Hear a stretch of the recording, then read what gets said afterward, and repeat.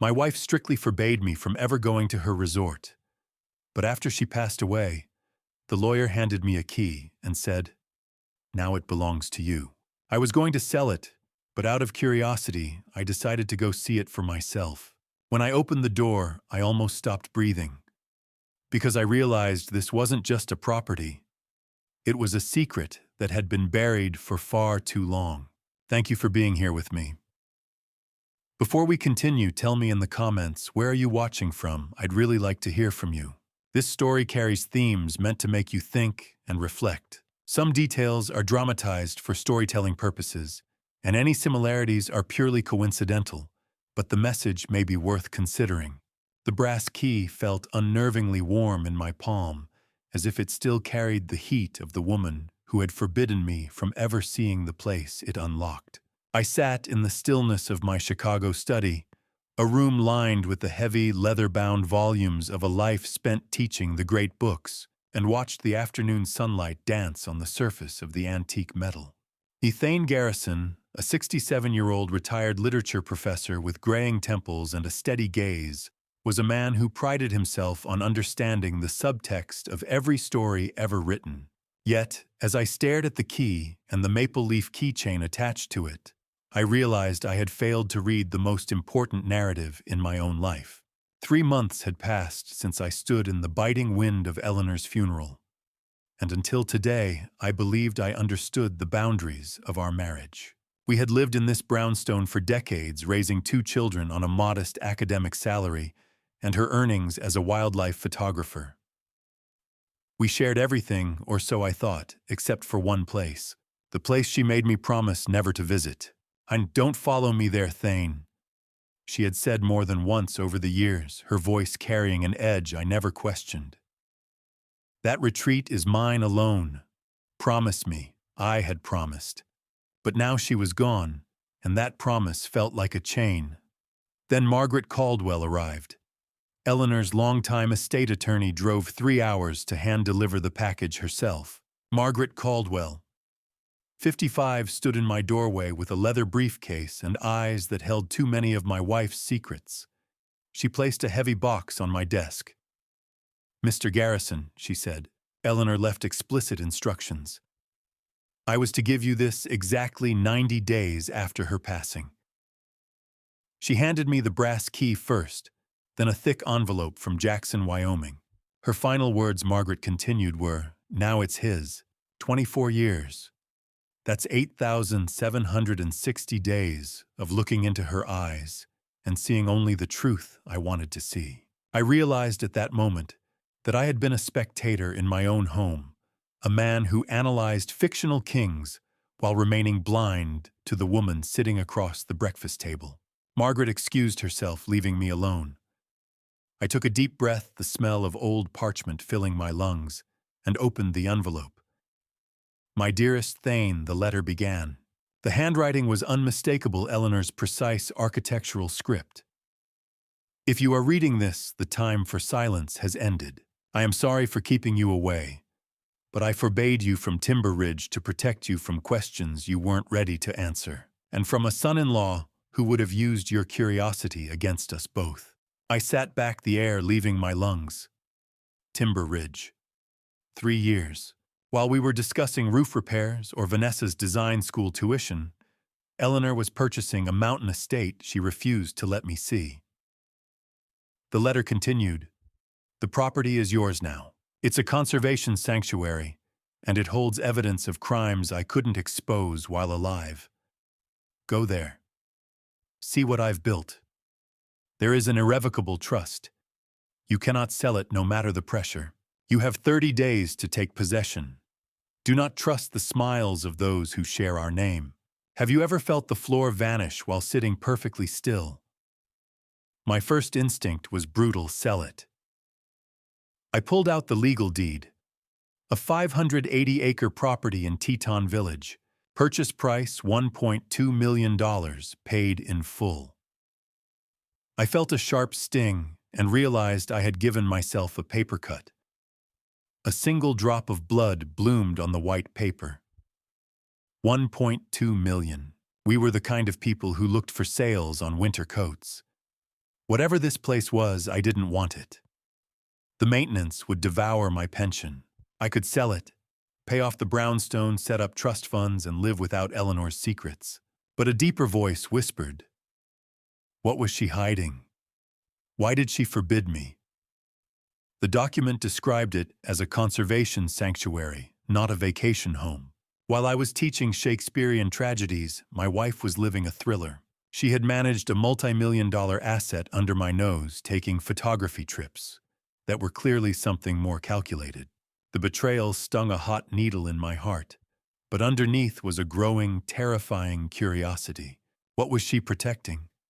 The secret was a cold draft in a sealed room. I couldn't see it, but now that I knew it was there, I couldn't stop shivering. I looked at the final page, my eyes scanning the fine print, until a name jumped off the page.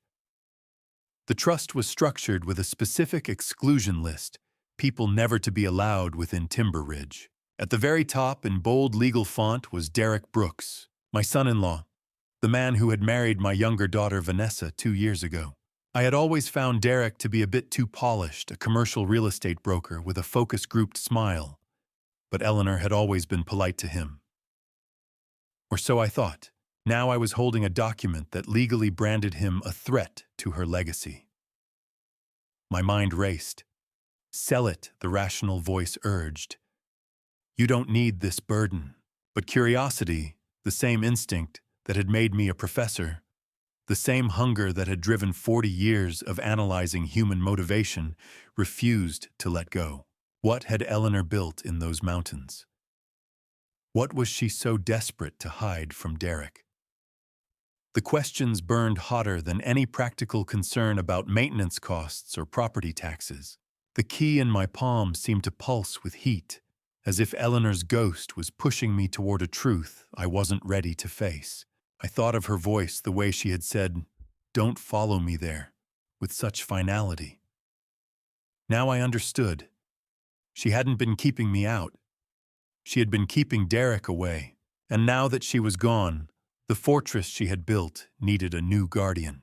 If Derek was the threat Eleanor feared, why was he currently standing on my front porch, ringing the doorbell with a smile that didn't reach his eyes? I shoved the heavy brass key and the deed into the bottom drawer of my desk, just as the front door rattled under the force of a second, more aggressive knock.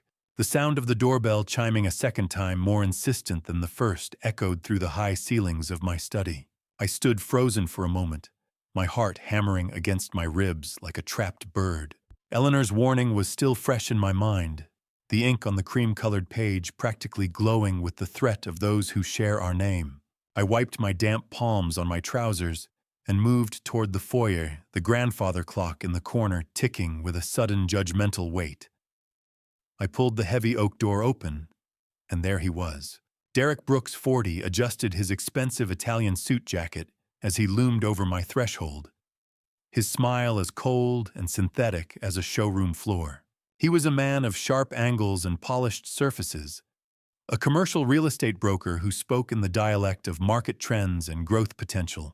He had married my daughter Vanessa 2 years ago, and while I had always tried to be the accommodating patriarch, his presence today felt predatory.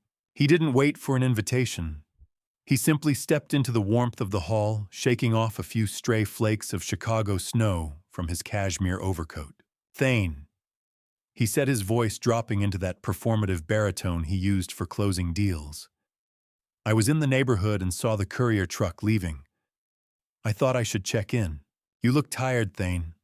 Let me take some of the legal burden off your plate. I know Eleanor's estate is a mess of paperwork."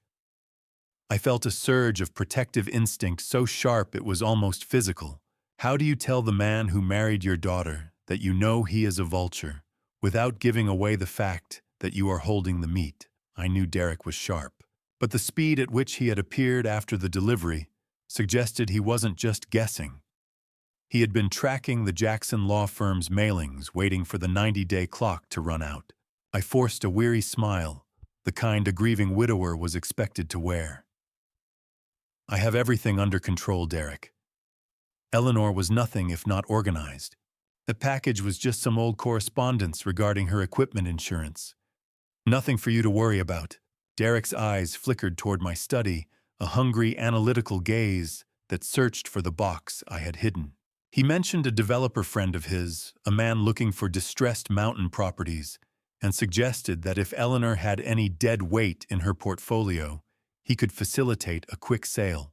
I ushered him back toward the door, lying through my teeth about an early morning flight I had to catch to visit an old colleague.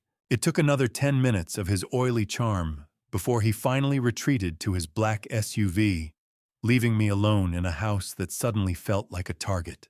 48 hours later, the urban sprawl of Chicago was a world away, replaced by the jagged, unforgiving skyline of the Teton Range. I had picked up a rugged rental SUV at the Jackson Hole Airport, the heavy brass key sitting like a hot coal in my pocket. The drive started under a deceptively clear sky, but as I moved deeper toward Teton Village, the weather turned with a violent suddenness that felt personal. Then the road vanished. Not metaphorically. The world simply turned into a swirling, blinding sheet of static. A sudden blizzard swept across the valley, turning the asphalt into a skating rink and the air into a wall of white. The steering wheel vibrated in my grip as the wind tried to shove the vehicle into the ditch. I was alone on a high-altitude road, fighting a storm that felt as though it were guarding the secrets Eleanor had left behind. I realized then that Timber Ridge wasn't just remote. It was fortified by nature itself, a sanctuary that didn't want to be found by a retired professor from the flatlands. My high beams were useless, reflecting off the dancing flakes, until my eyes burned with the strain of searching for a center line that no longer existed. Focus, I whispered to myself, my knuckles white on the leather wrap of the wheel. Just keep the taillights in sight. But there were no other taillights. I was the only fool on the mountain. Low on fuel and losing my sense of direction, I spotted a flickering neon sign through the haze. It was a dilapidated gas station that looked like a relic of the frontier, a sagging structure of rusted corrugated metal and ancient pumps. I pulled in the whistle of the wind through the SUV's door seals, sounding like a high-pitched scream.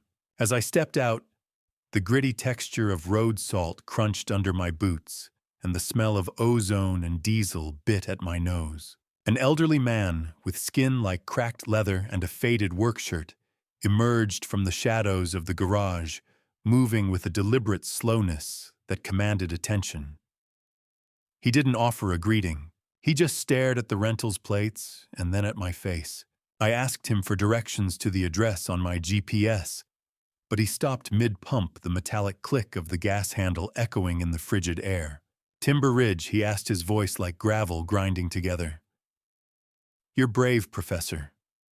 Or just late to the party. I haven't seen anyone head up that track since the lady passed. The mountain has been quiet for too long. He looked me over with eyes that were like two pieces of flint, ready to spark a fire I wasn't sure I could put out. He warned me that when the weather turns this bad, the mountain wolves don't just hunt for meat. They hunt for those who don't belong. I felt a chill that had nothing to do with the Wyoming winter. He knew who I was.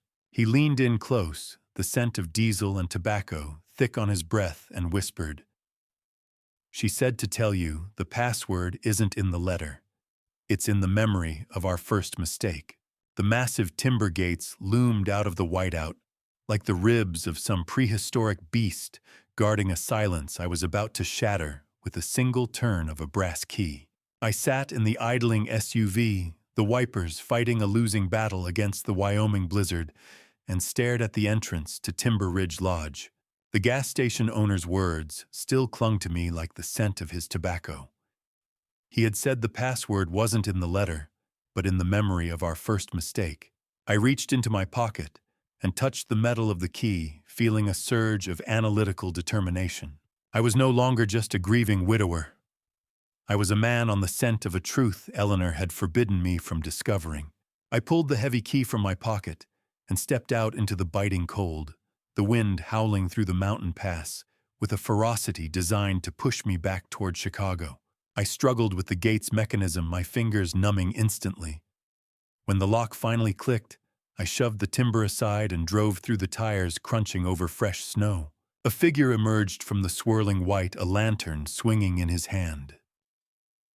Henry Thorne, 62, stood by the lodge in a worn fleece jacket, his hands calloused from decades in the Forest Service, and eyes that saw everything Derek thought he was hiding. He didn't look like a property manager. He looked like a sentinel. I later learned that Henry was a retired park ranger whom Eleanor had once cleared of false charges. His loyalty to her was absolute. "You're late, Professor," he said, his voice carrying over the wind.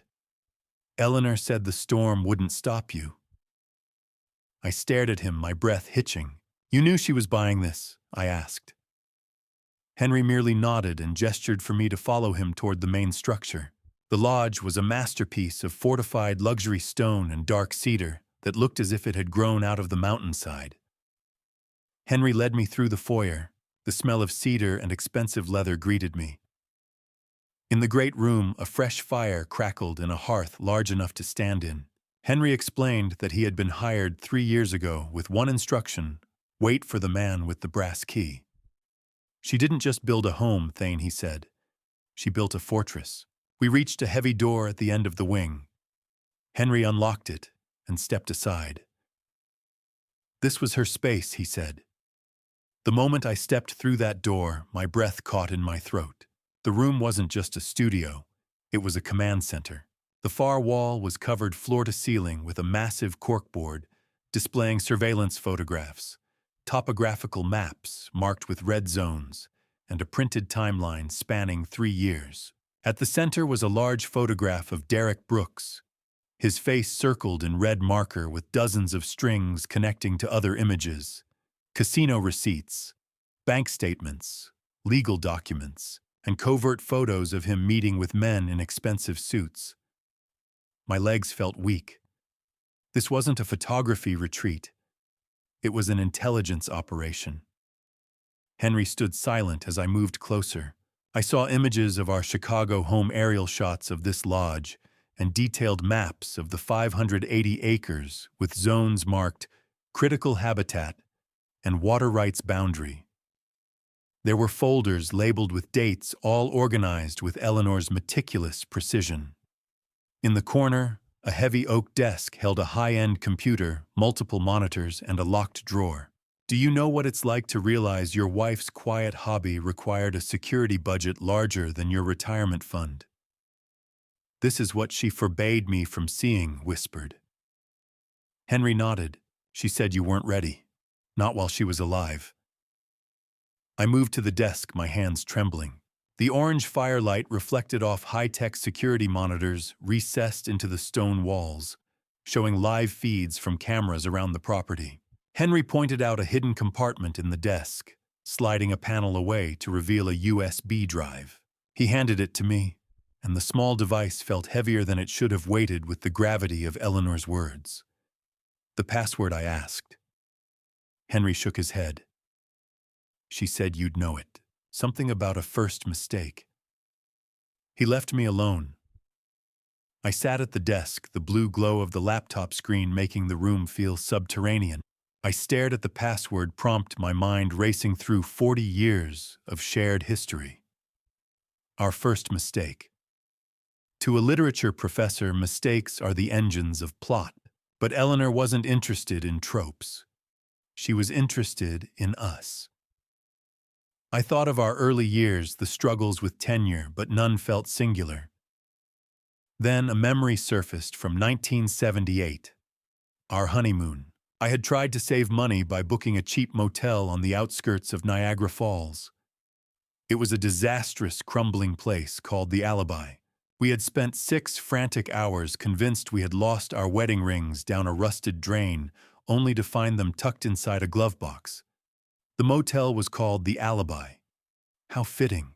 My entire life had become an alibi for a woman I never truly knew. I typed the date followed by the name 0612788ALIBI. The drive opened with a soft, digital chime. On the screen, 52 folders appeared, each labeled by week. I felt a cold sweat break out on my neck.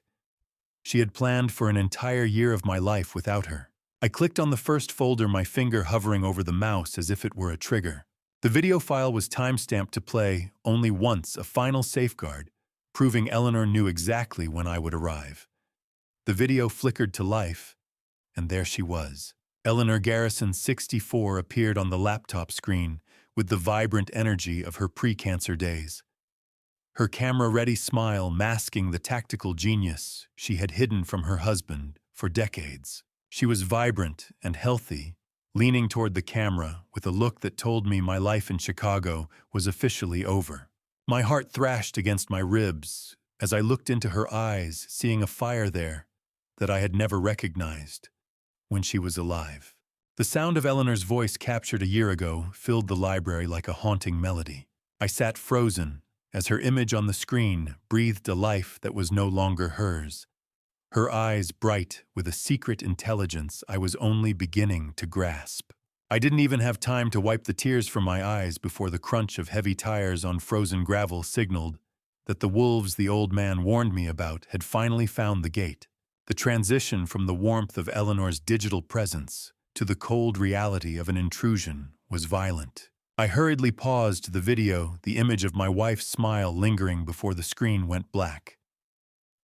I closed the laptop with a snap that felt like a betrayal. Through the library window, I watched a sleek black SUV come to a halt in the driveway, its polished surface a dark stain against the pristine Wyoming snow. I knew that vehicle. More importantly, I knew the people inside. Derek Brooks emerged first, adjusting his coat with a practiced arrogance that even a blizzard couldn't dampen. Behind him came my daughter.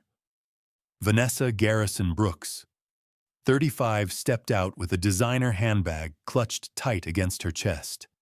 Her eyes darting toward Derek, as if checking for permission to speak. They shouldn't have been here. There was no way they could have known about this property through public records so quickly. They had followed me. Derek had likely placed a tracker on my rental or monitored my flight patterns the moment I left Chicago. From the shadows of the porch, Henry Thorne appeared, his hand resting near his belt. He caught my eye through the glass, a silent query etched into his weathered features. Should I send them back? I took a steadying breath. No, Henry. Let them in. It's time to see their hands. Why is it that the people who claim to love you the most are always the first ones to tell you that you've lost your mind? As I walked into the great room to meet them, I could already hear Derek's voice booming an artificial warmth that didn't reach the rafters. The fire crackled in the hearth, but the orange light felt weak against the predatory energy Derek brought into the house. He didn't wait for a greeting. He began walking the perimeter, his eyes scanning the high ceilings and custom stonework, like a surveyor standing over a fresh grave.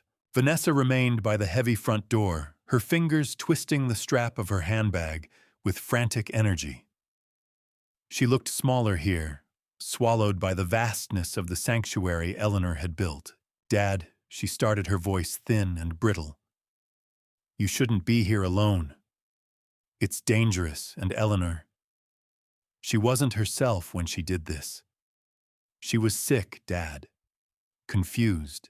I looked past her to Derek, who was now running a finger along a mahogany bookshelf. "I've never felt more at home, Vanessa," I said, my voice sounding like gravel. "And your mother knew exactly where I belonged." But even as I said those words, a small voice whispered doubts. What was I doing here? A 67-year-old widower playing caretaker to a fortress I didn't understand, in a wilderness that would cost a fortune to maintain. Maybe Vanessa was right. Maybe this was dangerous. Maybe the smart thing was to sell and let someone else carry Eleanor's burden. Derek turned, then the flickering orange light reflected in his glasses. He didn't offer condolences. Instead, he reached into his coat and produced a thick leather portfolio, dropping it onto the coffee table with a heavy thud that echoed through the lodge. The fire popped a sharp crack of pine like a gunshot. I didn't touch the portfolio. I could smell the corporate ink from where I stood, mixed with his expensive cologne and the wood smoke. It's a buyout offer. Thane Derrick set his tone, shifting into the smooth register of a closer. $28 million, Golden Peak Development. They want the land for a private resort. He framed the sanctuary as a financial sinkhole, a sentimental trap Eleanor had constructed in her final delusional months. He spoke of taxes, maintenance, and the impossibility of an aging professor managing 500 acres of wilderness. Think of the security, Thane, he continued.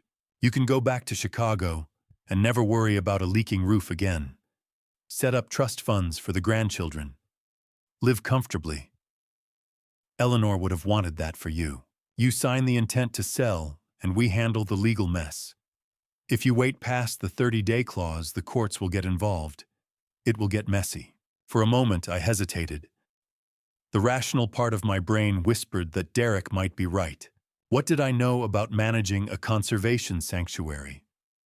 What did I know about Wyoming winters or property taxes on 580 acres? I was a literature professor, not a wilderness guardian. $28 million. That was real security. Real safety. I could sell it, honor Eleanor's memory in other ways, and spare myself the burden of a secret I barely understood. But then I looked at Derrick's face. I saw the hunger there, the predatory gleam that had nothing to do with concern for my welfare. And I remembered Eleanor's letter. Do not trust the smiles of those who share our name. I felt a cold fury rising within me, burning away the doubt. This land isn't for sale, Derrick, I said, my voice steady. Not for 28 million, and not for a cent more. Derrick's smile faltered. He took a step closer, the synthetic perfection finally beginning to fray. He revealed then that he hadn't just fielded an offer. He had been in contact with Golden Peak for months. He had been negotiating the price of this soil while Eleanor was still breathing, while she was sitting in our Chicago home planning my future.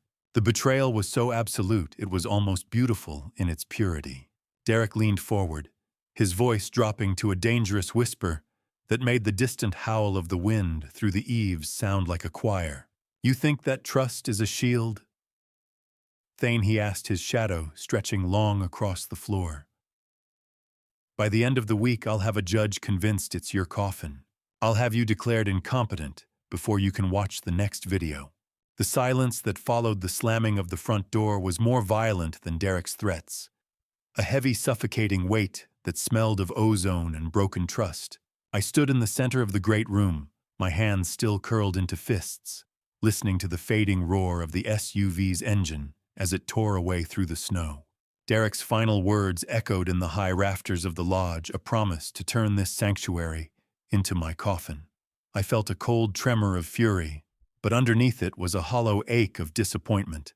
I looked toward the library, the only room that still felt like it belonged to the woman I knew. Retreating into that space, I sought the digital ghost of Eleanor, the only person who could explain why the man who called me father was now measuring me for a shroud. I reopened the laptop, the screen illuminating my face with a blue-white glare that reflected in my glasses. I clicked on the Week 1 file again, but this time I let the video play past the initial greeting. Eleanor sat in the same chair I was currently occupying, but her face was pale, her eyes carrying a weary wisdom that I had been too distracted to notice during our final months together. Thane, she said, her voice dropping into a register of profound sorrow. I didn't want our final year to be a countdown. I wanted it to be a sanctuary. That is why I didn't tell you. I have stage 3 ovarian cancer. I've had it for 18 months. The room seemed to tilt. 18 months. She carried a death sentence in her purse for 547 days, while I complained about the price of gas and wondered why she was taking so many photography trips to the West. Those trips weren't for the light or the wildlife.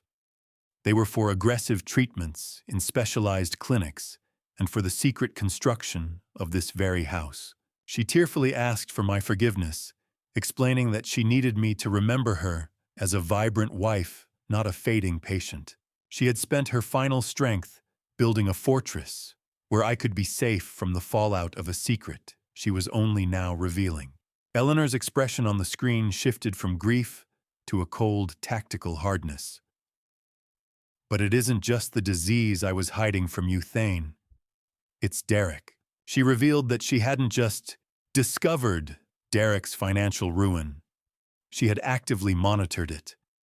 Derek is a gambler who has lost his soul, she said, and he will try to take yours next. She explained that she had intercepted emails proving Derek owed over $800,000 to underground gambling syndicates, dangerous men who didn't care about family ties or legal freezes.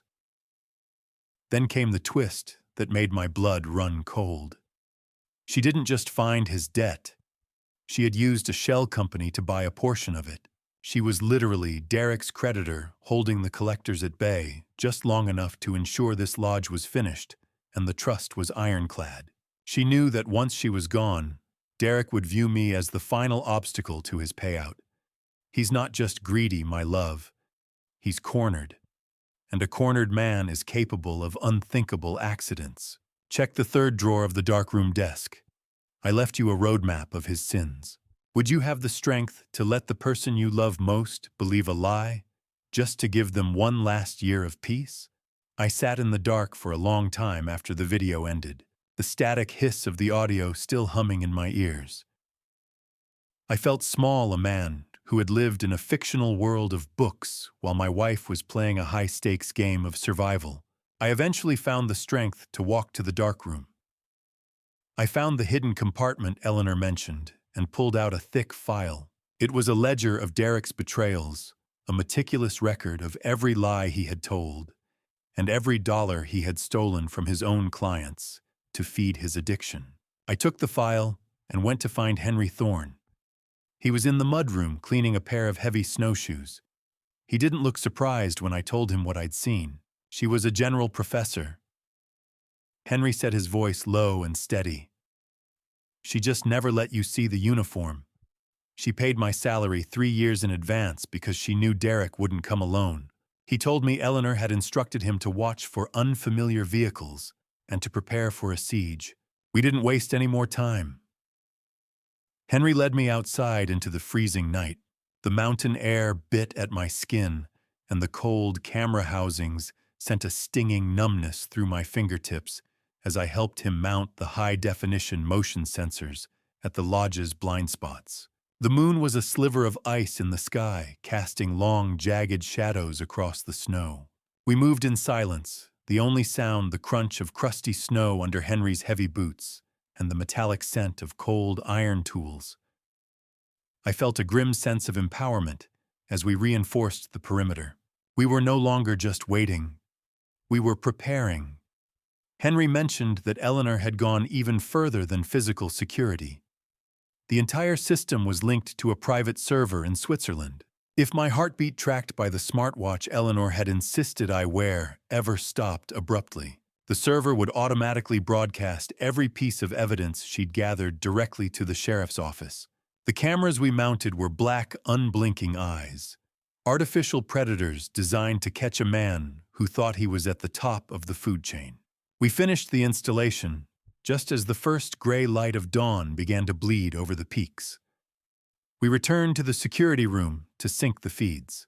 I watched the monitors flicker to life, providing a 360-degree view of the white wasteland surrounding us. It felt like a triumph, a technological wall between me and Derek's greed. But as the final camera flickered to life on the monitor, a single red dot appeared on the heat signature map. Someone was already standing in the tree line watching us. The red blossom on the thermal monitor didn't blink. It just hovered there like a bleeding eye in the middle of a white void, watching us watch it. The figure in the trees didn't move, a static shadow against the shifting white of the blizzard that made my skin crawl with a vulnerability I had never felt within the walls of a classroom. Henry Thorne stood beside me, his reflection in the security glass hard and unyielding. We scrambled to identify the signature, but the mountain geography was a fickle mistress. Just as Henry leaned in to adjust the contrast, the heat bloom flickered and vanished into the gray soup of the storm. I felt a cold knot of dread tighten in my stomach. The silence of the lodge was suddenly heavy. broken only by the rhythmic clicking of the surveillance hard drive recording the emptiness. Henry reached for his sidearm, the leather of his holster creaking with a sound that seemed deafening. He checked the perimeter locks with a grim efficiency, his jaw set in a line of weathered granite. "Don't go out there, Henry," I whispered, my voice sounding thin even to my own ears. "That's exactly what they want. They want us scattered." Henry didn't look back as he checked the deadbolt on the mudroom door. "I'm not going to let them touch this house, Thane," he grunted, "not after what she paid for it." We spent the night in shifts, a weary professor and an old ranger guarding a fortress that felt increasingly like a cage. I sat in the darkened security room, watching the monitors until the pixels seemed to burn into my retinas. I kept thinking about the heat signature. It had been so perfectly placed, so still. It was only later, when the adrenaline had subsided into a cold, analytical thrum, that the truth began to take shape. The signature wasn't a person standing still. It was a dummy, a decoy rigged with chemical heat packs. It was a tactical lure designed to keep our eyes glued to the tree line while the real threat approached from the blind spot behind the propane tanks. One spark. That's all it would have taken to turn this multi-million-dollar legacy into a crater in the side of the mountain. It was a realization that made the hair on my neck stand up. Derek wasn't just coming for the deed. He was coming for the foundation.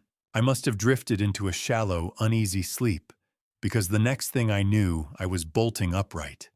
It was 2:30 a.m. A sharp, cloying scent had invaded the master suite, a rotten egg stench of mercaptan that signaled a massive gas leak. My head throbbed with a dizzying pressure, the first signs of carbon monoxide poisoning beginning to cloud my thoughts. I stumbled toward the hallway, my legs feeling like lead. I reached for the light switch, my fingers centimeters from the plastic toggle, when a hand clamped around my wrist like an iron band. "Thane, don't touch that switch." Henry's voice was a harsh command in the gloom. He dragged me back away from the spark that would have ignited the house. He had a gas mask strapped to his face and shoved another into my hands. We retreated to the utility yard, the numbing cold of the mountain air a sudden mercy against the poison in my lungs. Henry knelt by the external propane tank, his flashlight cutting through the dark. The main line had been unscrewed, the brass coupling hanging loose. How do you breathe when the very air in your home has been weaponized against you? Henry pointed his light at the threads of the pipe. "Look at the marks, Professor. This wasn't a loose fit. Someone used a wrench. This was a calculated strike, a silent executioner that nearly turned the lodge into a bomb." By dawn, the blizzard had exhausted itself, leaving a world buried in 3 feet of deceptive white silence. I stood on the porch, my temples still throbbing from the gas, as a cruiser made its way up the winding drive.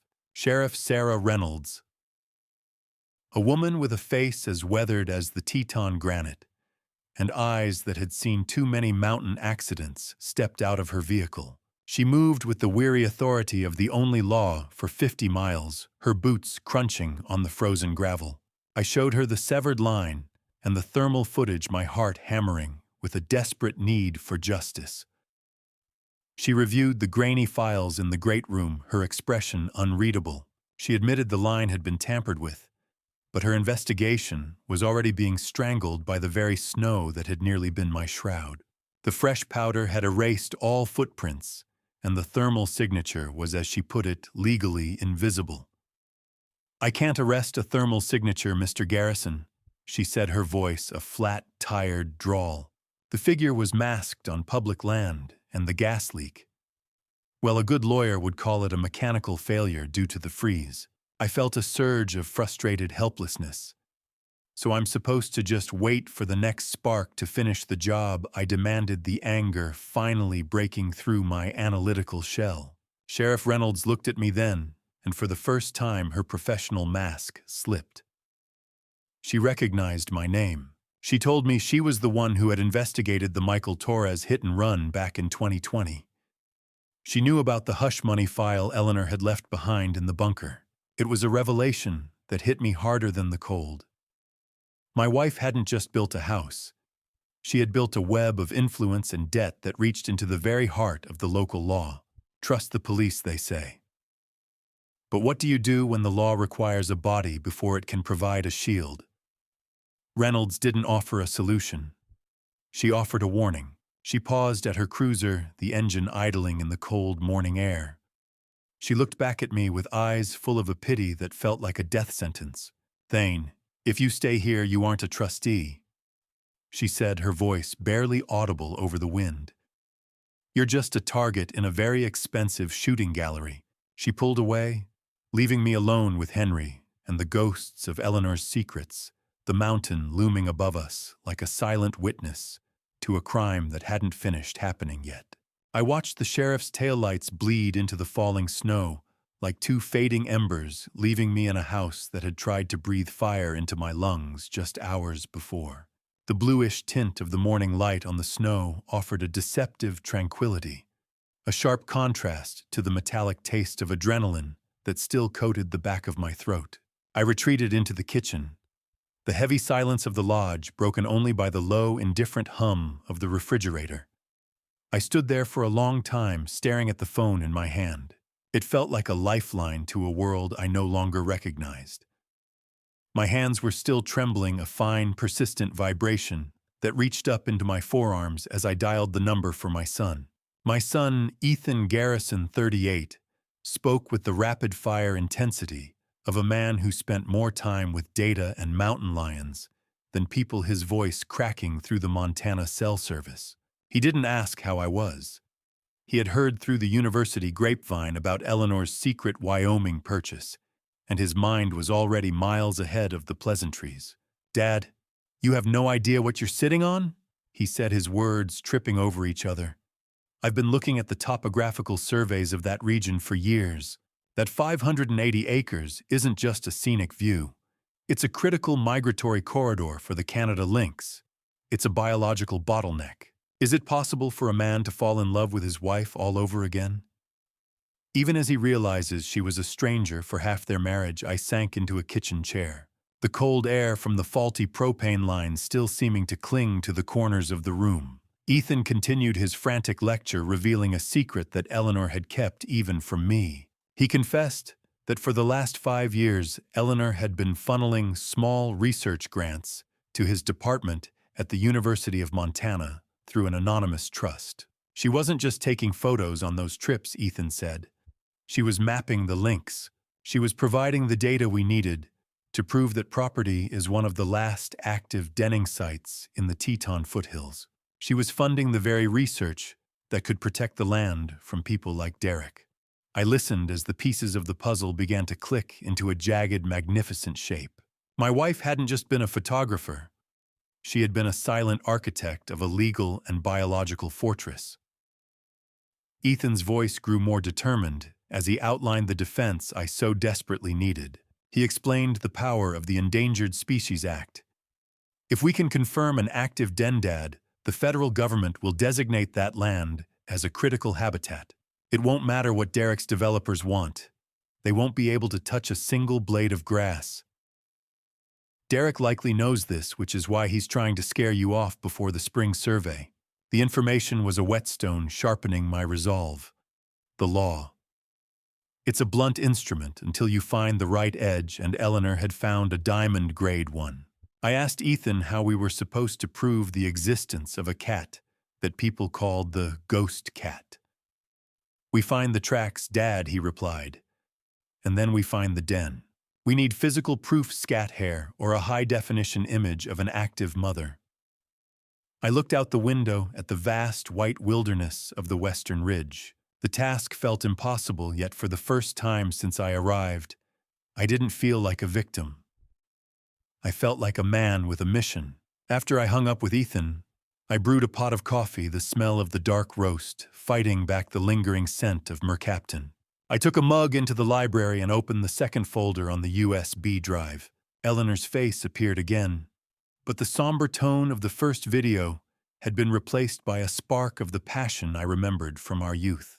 She spoke directly about her obsession with the lynx she had named Selena. She described years of tracking the cat through the rocky outcrops 400 yards past the creek. She wasn't just talking about a hobby anymore. She was giving me orders. "Protect the ridge, Thane," she said, her eyes boring into mine from the screen.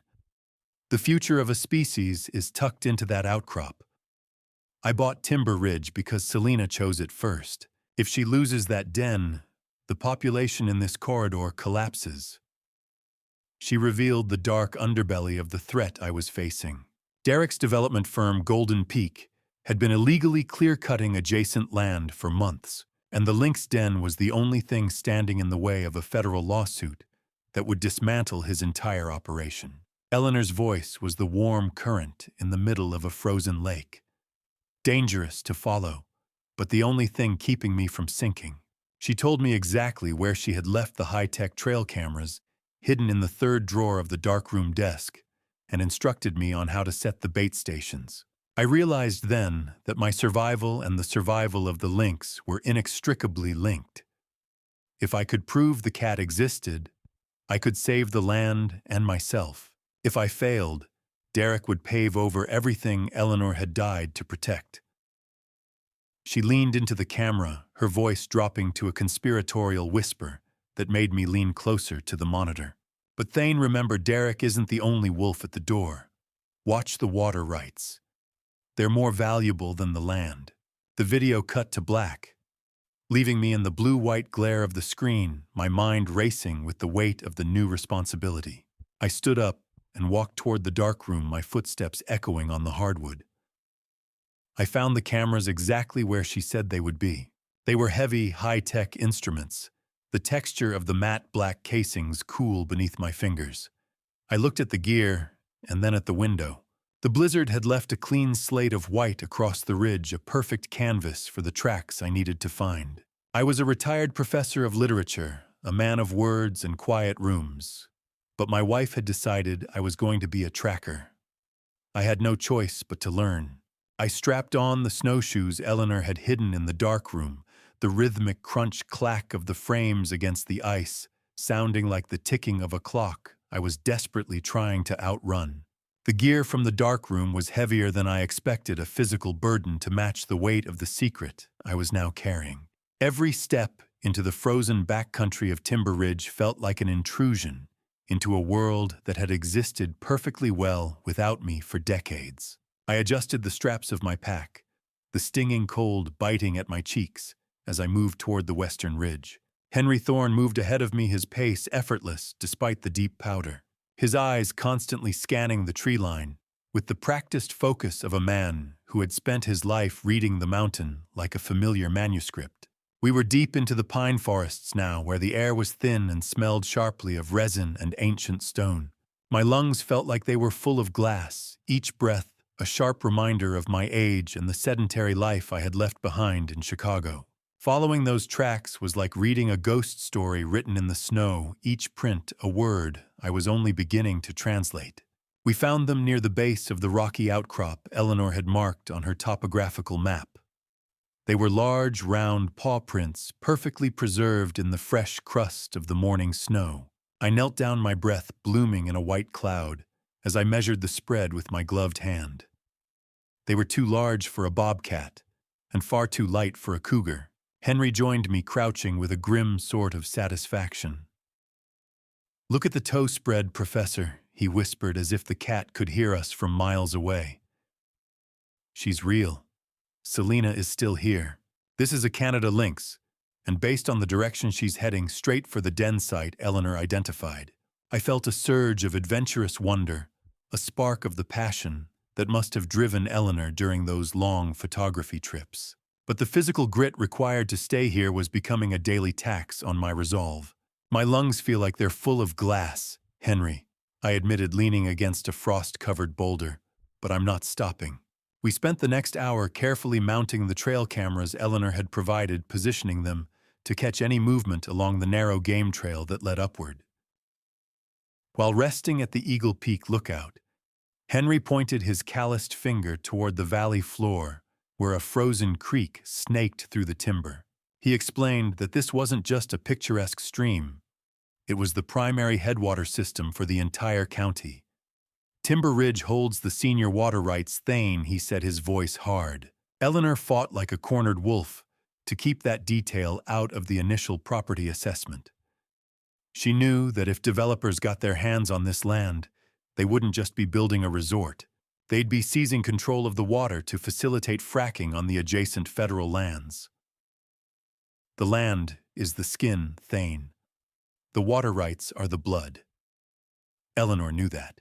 The realization hit me with the force of a physical blow. Derek's $28 million offer wasn't just a lowball. It was a calculated theft of the region's most precious resource.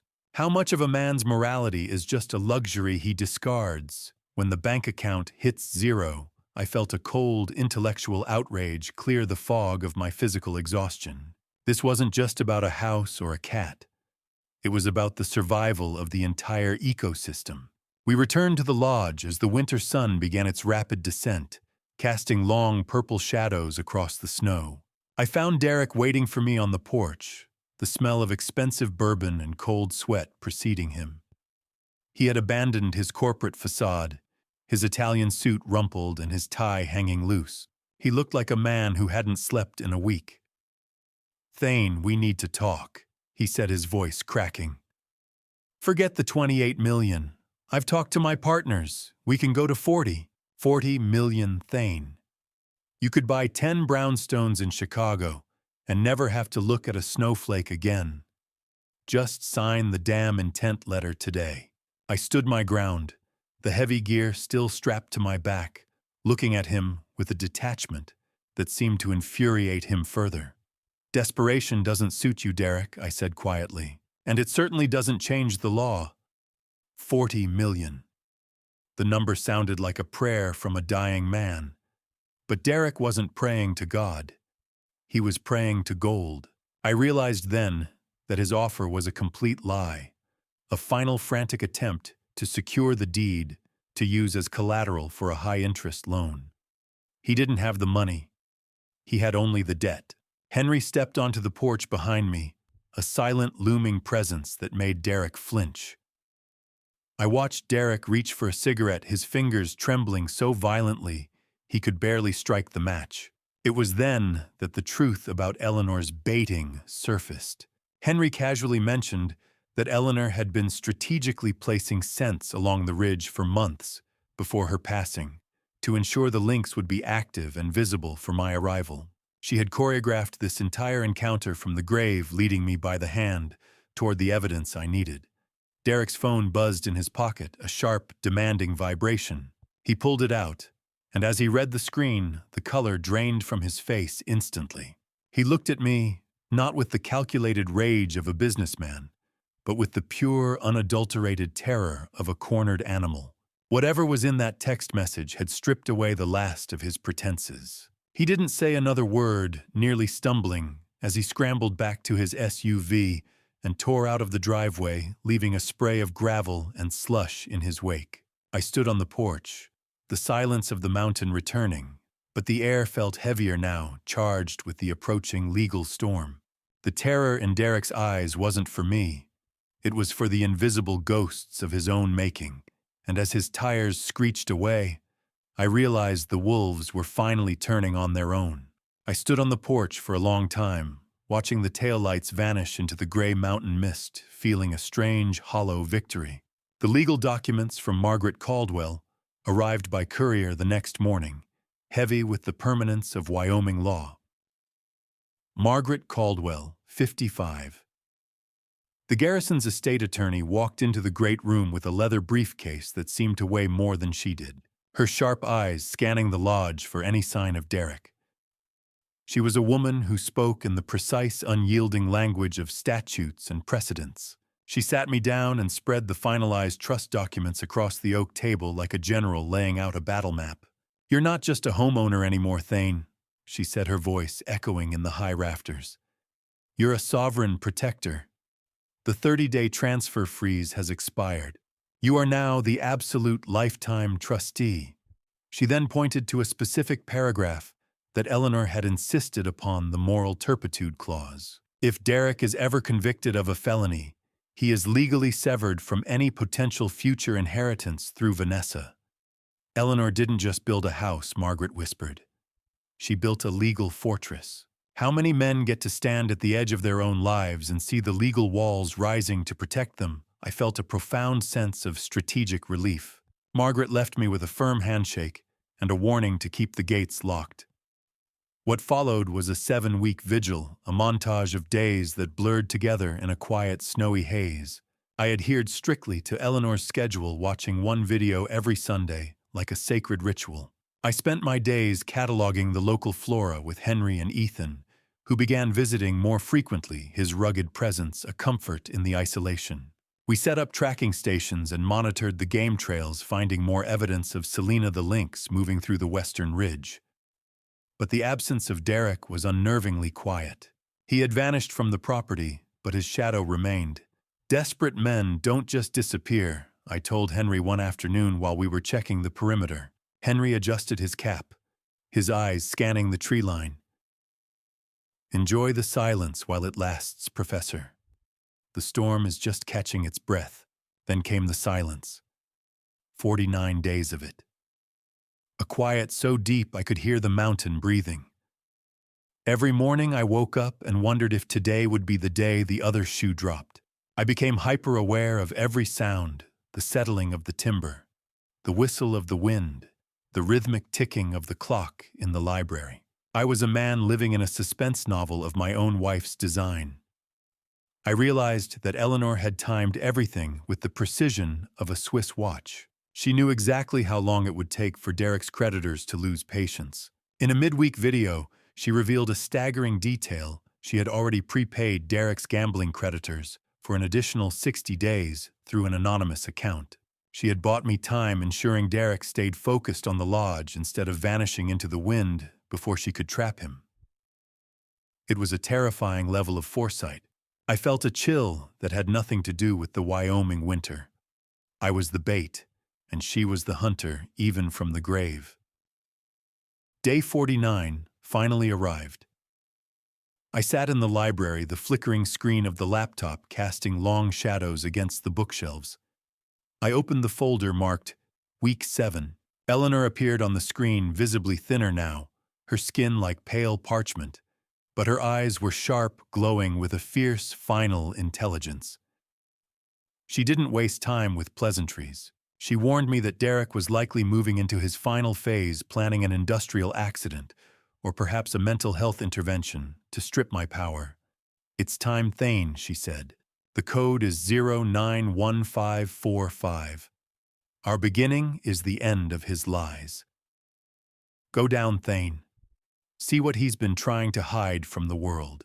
The combination lock didn't just open a door. It unzipped the skin of our reality to show the bones beneath. I walked to the east wing into her old studio. I moved the books on the third shelf, just as she described, revealing a heavy steel keypad recessed into the wall. I entered our wedding anniversary, the date our life together truly began.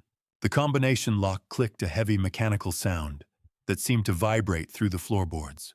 The bookshelf hissed as a hidden hydraulic system swung it wide, revealing a reinforced steel door. As the door swung open, the smell that wafted out wasn't of old paper or dust, but of sterile hospital air and a specific bitter chemical I hadn't smelled since the day Eleanor died. I stood on the threshold, my heart hammering against my ribs. The cold air rushing from the bunker felt like a physical hand pushing against my chest. I took a breath, the antiseptic scent stinging my nostrils. The Week 7 video had one last revelation that shattered what remained of my composure. Eleanor looked directly into the lens, a single tear tracking through the makeup she'd worn to hide her decline. Derek didn't wait for the cancer, Thane. He tried to poison my hospice medication. I swapped the vials. The proof is in the safe. I realized then that I wasn't just walking into a storage room. I was walking into a crime scene that had been preserved in ice for a year. I stepped into the darkness of the bunker, the flashlight beam cutting through the gloom like a scalpel, illuminating rows of filing cabinets and a small medical-grade refrigerator. My hands were shaking as I reached for the handle of the safe. Eleanor hadn't just protected the land. She had spent her final months ensuring that the man who tried to kill her would never have the chance to finish the job on me. The bunker didn't smell like a secret. It smelled like the end of the world, or at least the sterile, white-tiled version of it, where Eleanor had spent her final days. I stepped into the darkness of the vault, the flashlight beam cutting through the gloom like a scalpel.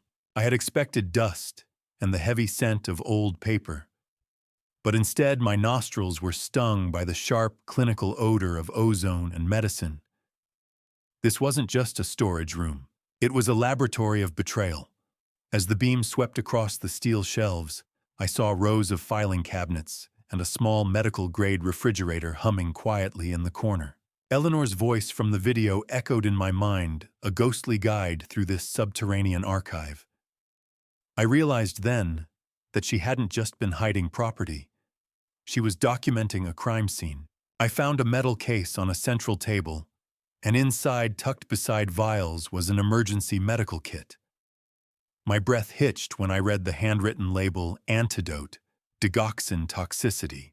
Eleanor had looked through time and seen the exact weapon Derek would choose. Beneath the kit was a sealed envelope. Thane, why I forbade you. My hands trembled as I broke the seal. My darling, the letter began. If you're reading this, you've seen the wall in my studio. You know now what I was protecting you from. I forbade you from Timber Ridge not because I didn't trust you, but because Derek was watching. Every question you asked, every curiosity you showed would have tipped him off that I knew. I needed you ignorant to keep you safe. I needed you far away so he would focus on me, not you. Forgive me for the prohibition. It was the only way to buy time. I moved to the first filing cabinet, the heavy drawer sliding open with a metallic hiss. Inside were logs dated and cross-referenced with precision. My fingers brushed over the tabs. Derek. Financials, Derek. Correspondence, Derek. Medical interference. I pulled out medical interference and felt nausea wash over me. It contained the original hospice drugs that had been swapped out during Eleanor's final weeks. There were logs of Derek's attempts to adjust her dosages to confuse her care team to accelerate the inevitable. The bitter smell was explained by a note clipped to a glass jar. It was a chemical stabilizer Eleanor used to preserve the integrity of the tampered samples. Records, not photos of mountains or cats, but logs of a man trying to kill my wife while I was busy teaching King Lear. I had spent my life analyzing tragic heroes, while a real monster was sitting at my dinner table pouring wine and asking about my syllabus. The weight of my ignorance felt like a physical blow. I emerged from the bunker at dawn, the gray light of a Wyoming morning bleeding over the peaks. I felt physically exhausted, my joints aching from the cold vault, but my mind vibrated with hyper-focused energy. I followed my standard morning routine with mechanical detachment. I brewed coffee, the smell of the beans failing to mask the phantom scent of the bunker's ozone. I stood at the kitchen island, staring out at the western ridge, searching for any sign of Selena. I checked the trail cam feed on my tablet, seeing only wind-blown pine branches. It was time for my blood pressure medication. I reached for the plastic pill organizer, the metallic click of the lid sounding unusually sharp. I failed to notice that the safety seal I usually kept across the Wednesday slot had been expertly disturbed, the plastic edge smoothed back with a surgical hand. Just another day, Thane, I whispered. Stay the course. I swallowed the pill with lukewarm coffee, unaware that I had just invited a silent executioner into my bloodstream. Have you ever wondered what the exact moment of a betrayal feels like? It's not a knife. It's a pill that tastes like nothing. Within 30 minutes, the world began to tilt. I was standing by the sink when the first yellow halos appeared, shimmering rings of light that pulsed at the edges of my vision. I tried to blink them away, but they only grew brighter, a sickly neon hue that turned the snowy landscape outside into a fever dream. Then the pressure started. My heart, usually a steady drum, began to thrash in my chest like a trapped bird. It wasn't a heart attack. It was an electrical siege, digoxin toxicity. The drug was forcing my heart into a rhythm it couldn't sustain. I tried to cry out for Henry, but my throat felt constricted, the muscles of my neck locking up. I reached for the wall-mounted phone, my fingers clawing at the wood, but the distance seemed to stretch into infinity. My legs buckled, and I hit the slate floor with a heavy thud that rattled my teeth. The cold stone pressed against my cheek, a brutal contrast to the heat radiating from my chest. My heart wasn't beating anymore. It was a frantic drummer in a room with no air. I lay there, my vision narrowing into a pinprick of yellow light, the sounds of the lodge fading into a muffled roar. I could hear the wind whistling through the eaves, a mournful sound that seemed to be singing a dirge for the last of the garrisons. "Help, Henry." The words were a silent plea trapped behind lips that wouldn't move. I felt the darkness closing in a heavy curtain that promised an end to the agony. Just as my eyes began to roll back, I heard the mudroom door creaking open. A shadow moved across the threshold, blocking the morning light. I fought to focus my yellow-tinged vision, straining to identify the figure. It wasn't Derek. It was Vanessa. She stood frozen in the doorway, her face a mask of unreadable emotion. In her hand, she held a small glass vial, her knuckles white from the grip. She didn't scream. She didn't run to me. She simply stood there watching the life drain out of my face, her breath coming in short, jagged gasps. I looked up at my daughter, my vision blurring into a final haze, and realized the person I had raised was either my savior or my executioner. The darkness finally took me. The sound of the heart monitor was a rhythmic, artificial lie, telling me I was still alive when every fiber of my being felt like it had been turned to ash. I drifted in a sea of sterile white, the antiseptic sting of the hospital air burning my nostrils. Each high-pitched beep of the EKG was a needle prick in the silence, grounding me back to a reality I wasn't entirely sure I wanted to inhabit. My chest felt like it had been crushed under the weight of a mountain, a lingering, dull ache remaining where my heart had nearly given up its frantic dance. I remembered the cold slate of the kitchen floor, the yellow halos pulsing in my vision, and the image of Vanessa, my daughter, my flesh and blood. She had stood there in the doorway, a silent spectator to my extinction. I tried to swallow, but my throat was a desert, and the metallic taste of the hospital water I had been given earlier lingered on my tongue like copper. I struggled to open my eyes, the harsh fluorescent lights of St. John's Hospital in Jackson, feeling like an assault. A shadow moved near the door, a solid, familiar presence that didn't belong to a nurse. Henry Thorne was standing guard, his arms crossed over his chest, his expression as unreadable as Teton granite. When he saw me stir, he simply nodded. A silent sentinel acknowledging the battle wasn't over.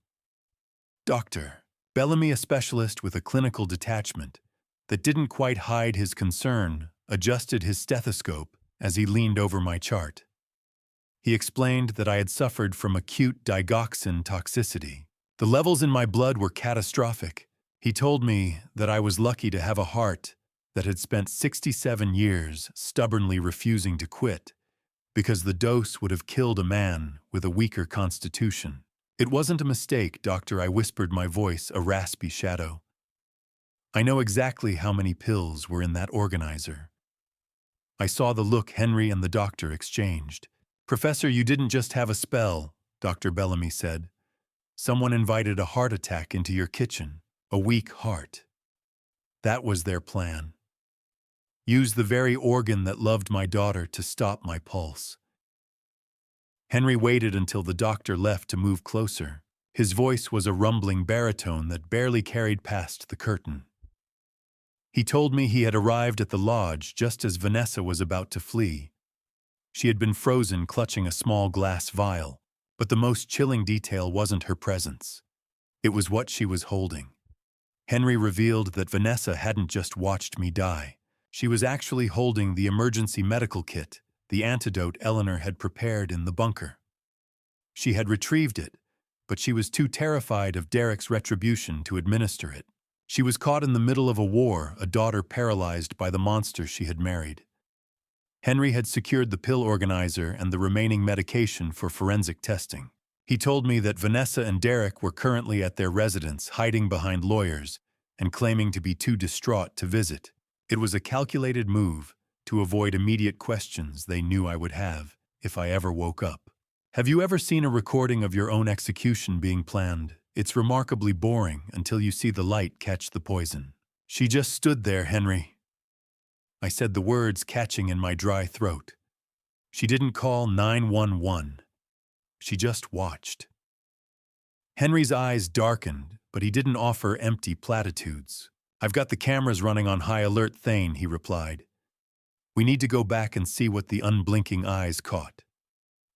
Against every bit of medical advice, Doctor Bellamy could muster, I demanded to be discharged. I couldn't stay in a bed while the man who tried to kill me was walking free. I signed the waivers with a shaky hand, the pen feeling like a lead weight. 6 hours later, I was back at the lodge, the familiar scent of cedar and wood smoke doing little to calm the storm inside me. Henry and I retreated to the surveillance room, the cold hum of the security monitors the only sound in the cramped space. We began to scrub through the footage from Derek's last visit, the one where he had pretended to offer me a $40 million buyout.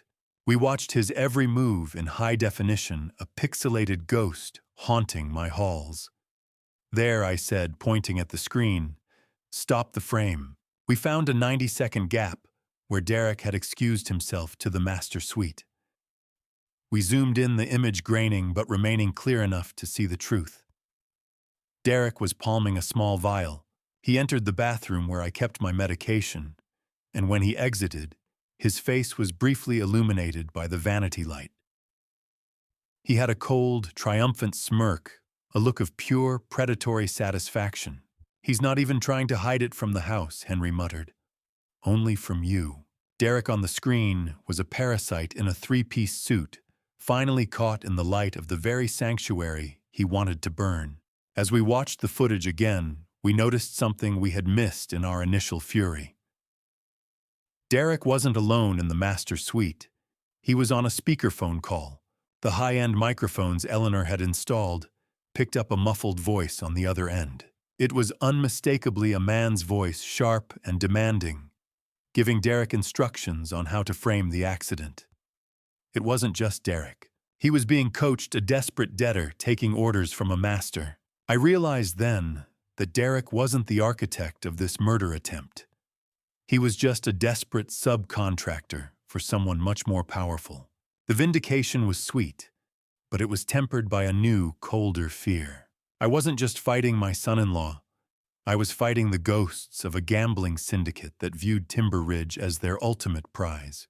I watched the screen as Derek smoothed his hair and walked back to the great room, ready to play the part of the concerned family man.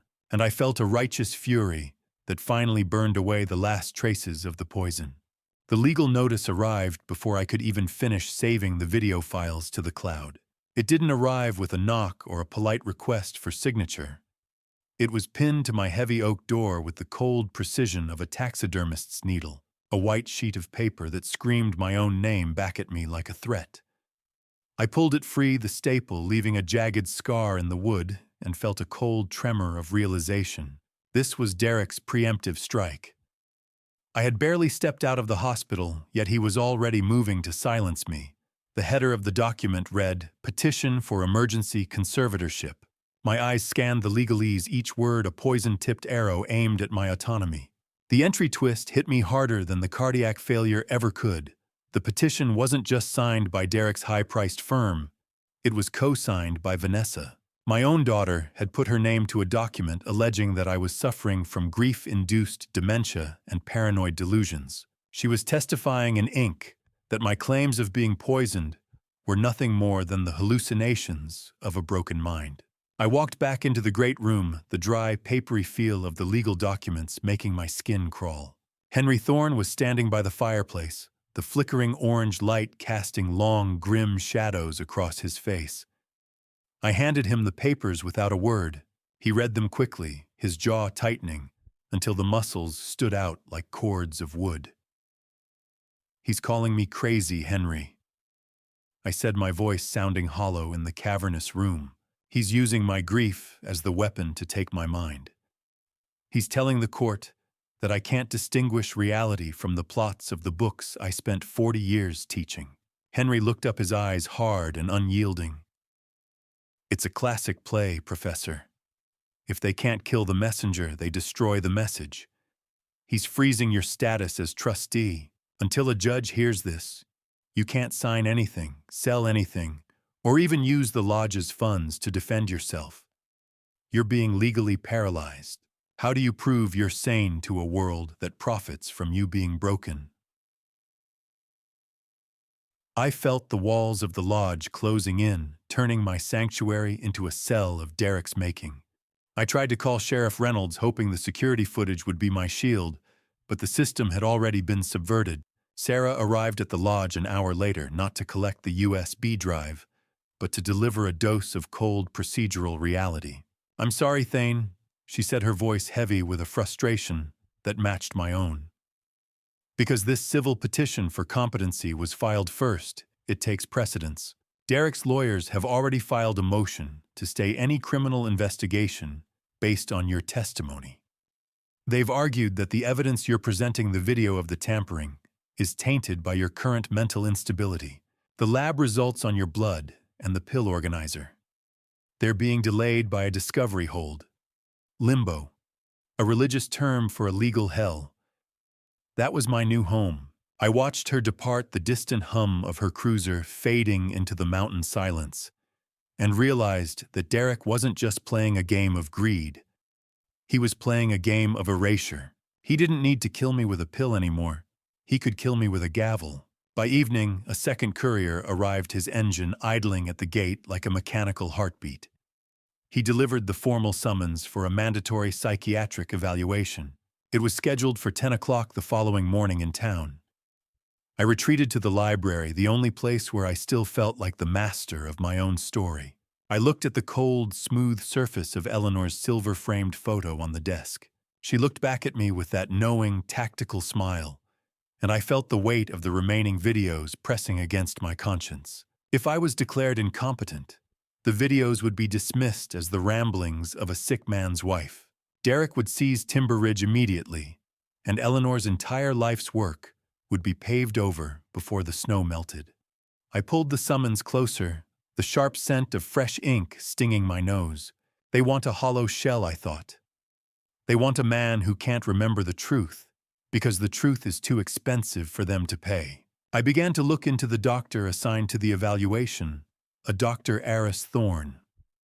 The name didn't ring any bells until I cross-referenced it with the files Eleanor had left in the bunker. The plan reveal was chilling. Dr. Thorne wasn't a neutral party. He was the younger brother of a senior executive at Golden Peak Development, the very firm Derek was trying to sell the land to.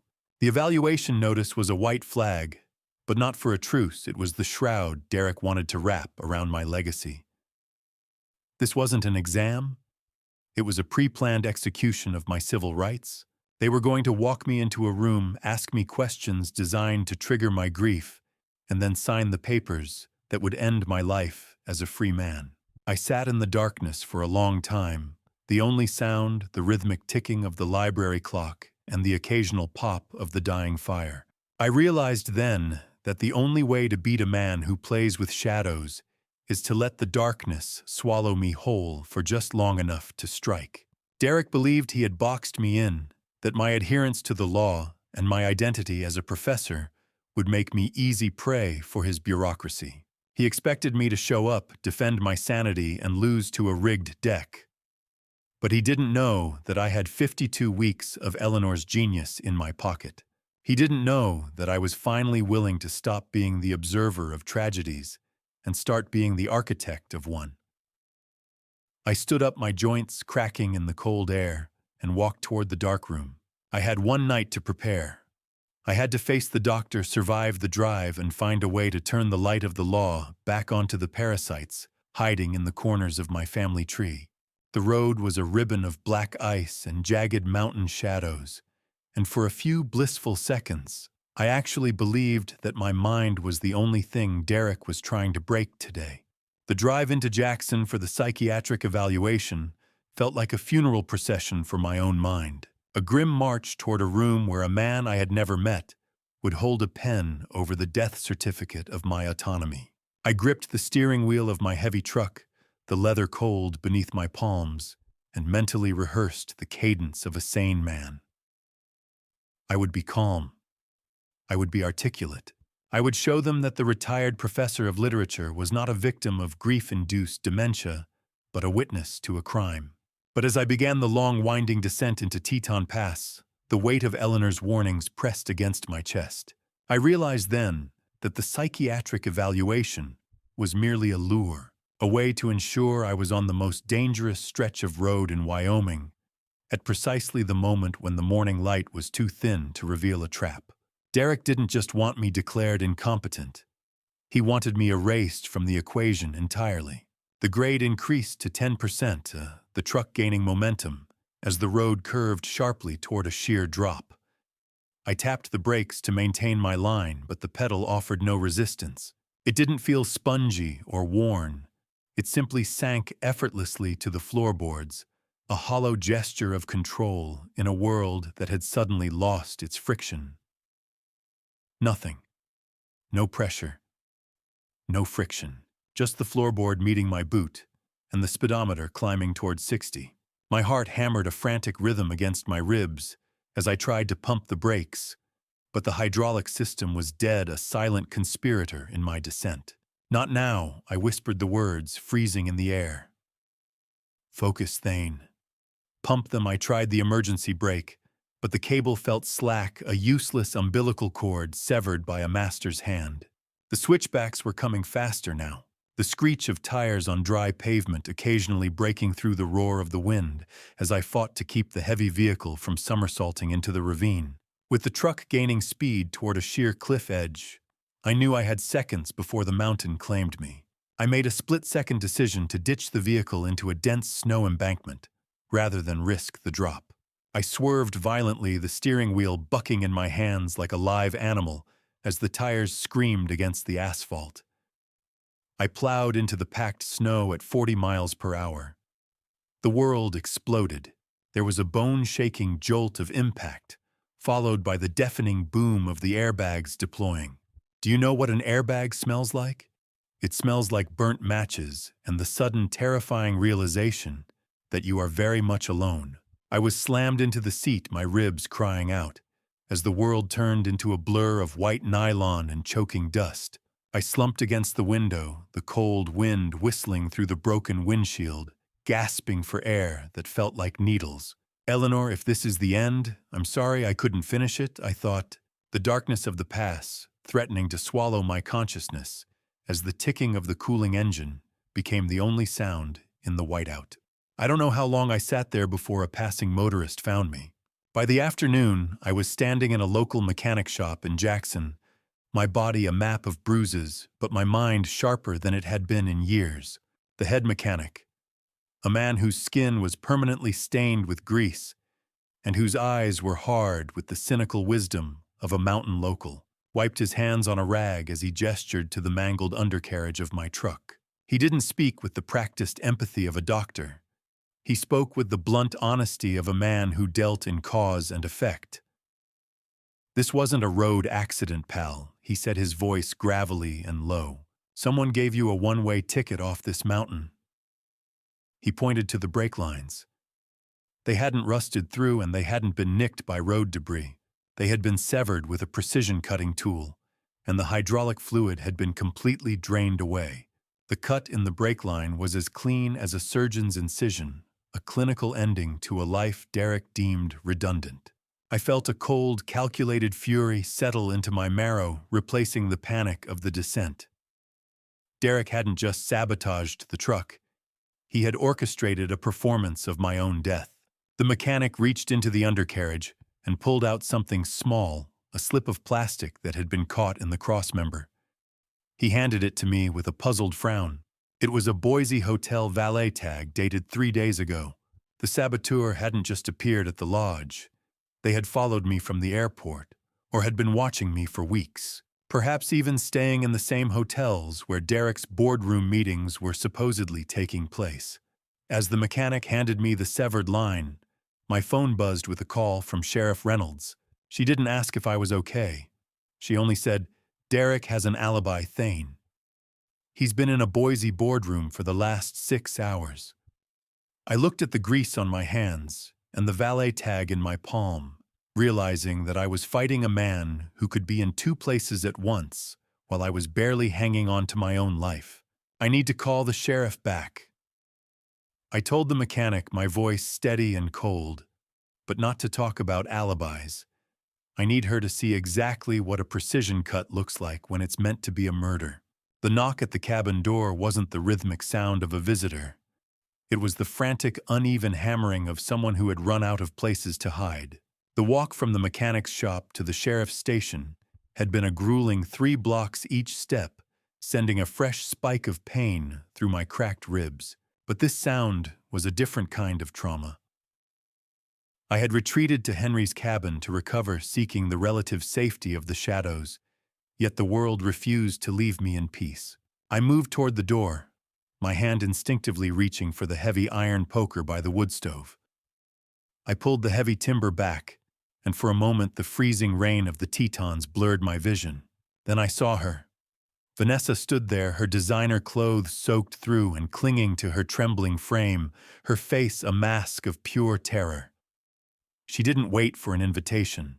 She practically fell into the room, her eyes darting back toward the dark tree line, as if she expected Derek to emerge from the blackness like a vengeful spirit. Inside, the hiss of the wood stove was the only sound as I guided her to a chair.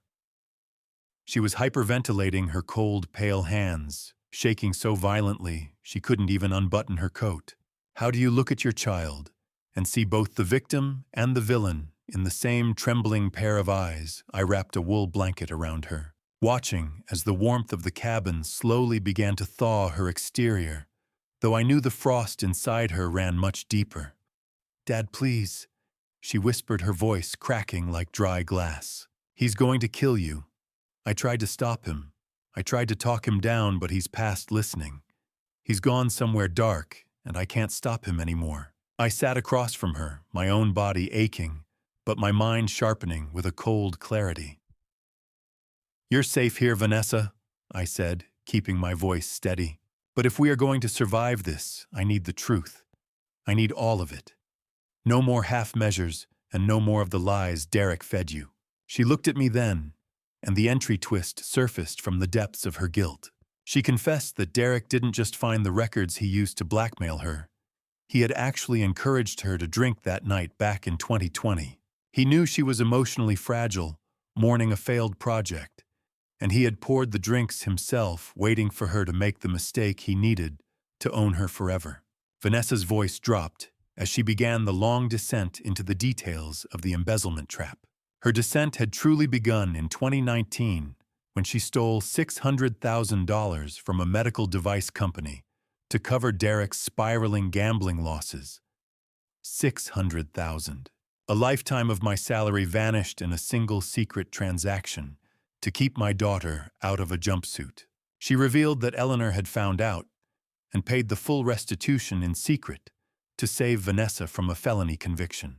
It was a staggering revelation of my wife's hidden life. Eleanor had been a silent financier of our daughter's survival, while I remained blissfully unaware. However, Derek had been one step ahead. He had kept copies of the original incriminating documents, using them as a leash to force Vanessa into signing the competency petition against me. "He made me choose between my freedom and your mind, Dad," she sobbed. "He told me that if I didn't help him, he'd send the files to the feds himself." The confession took a darker, more jagged turn as she spoke of the 2020 hit and run. She had been driving drunk, fueled by Derek's encouragement, when she struck a 19-year-old athlete named Michael Torres. The impact had been sickening, a memory that clearly haunted her every waking hour. Eleanor didn't just settle the case. She had paid a $50,000 private settlement and used her influence to bury the police report. Derek had found the records of this blood money in Eleanor's files after she died, using the threat of a vehicular assault charge to turn Vanessa into his unwilling accomplice. "His name is Michael Torres," she whispered, her eyes fixed on the floor. "He can't walk without a cane because of me. Your mother didn't just protect you, Vanessa," I said, the weight of the secret nearly crushing me. "She built a cage of secrets to keep you safe, and Derek just walked in and took the keys. The truth wasn't setting us free. It was a floodgate that had finally burst, drowning the memory of the woman I thought Eleanor was." I felt an ethical crisis blooming in the center of my chest, a sharp contrast to the physical pain of my ribs. The plan reveal that followed was the final blow to my understanding of the local law. Vanessa revealed that the contact who helped Eleanor bury the hit-and-run report wasn't some high-priced fixer. It was a young deputy who had been first on the scene, a woman who was now sheriff, Sarah Reynolds. The very woman I had been leaning on for protection was the one who had helped hide my daughter's crime. It was a cycle of debt and silence that Derek had mapped out with predatory precision. I realized then that the alibi Derek had in Boise wasn't just a convenience. It was a shield provided by a system he had thoroughly compromised. Vanessa reached into her bag, her fingers fumbling with a small, blood-stained digital recorder. "I didn't just come to talk, Dad," she said, her voice regaining a sliver of strength. "I came to show you what he's planning for Eagle Peak. He thinks I'm still on his side, but he's wrong. He's been talking to someone high up, and I caught it."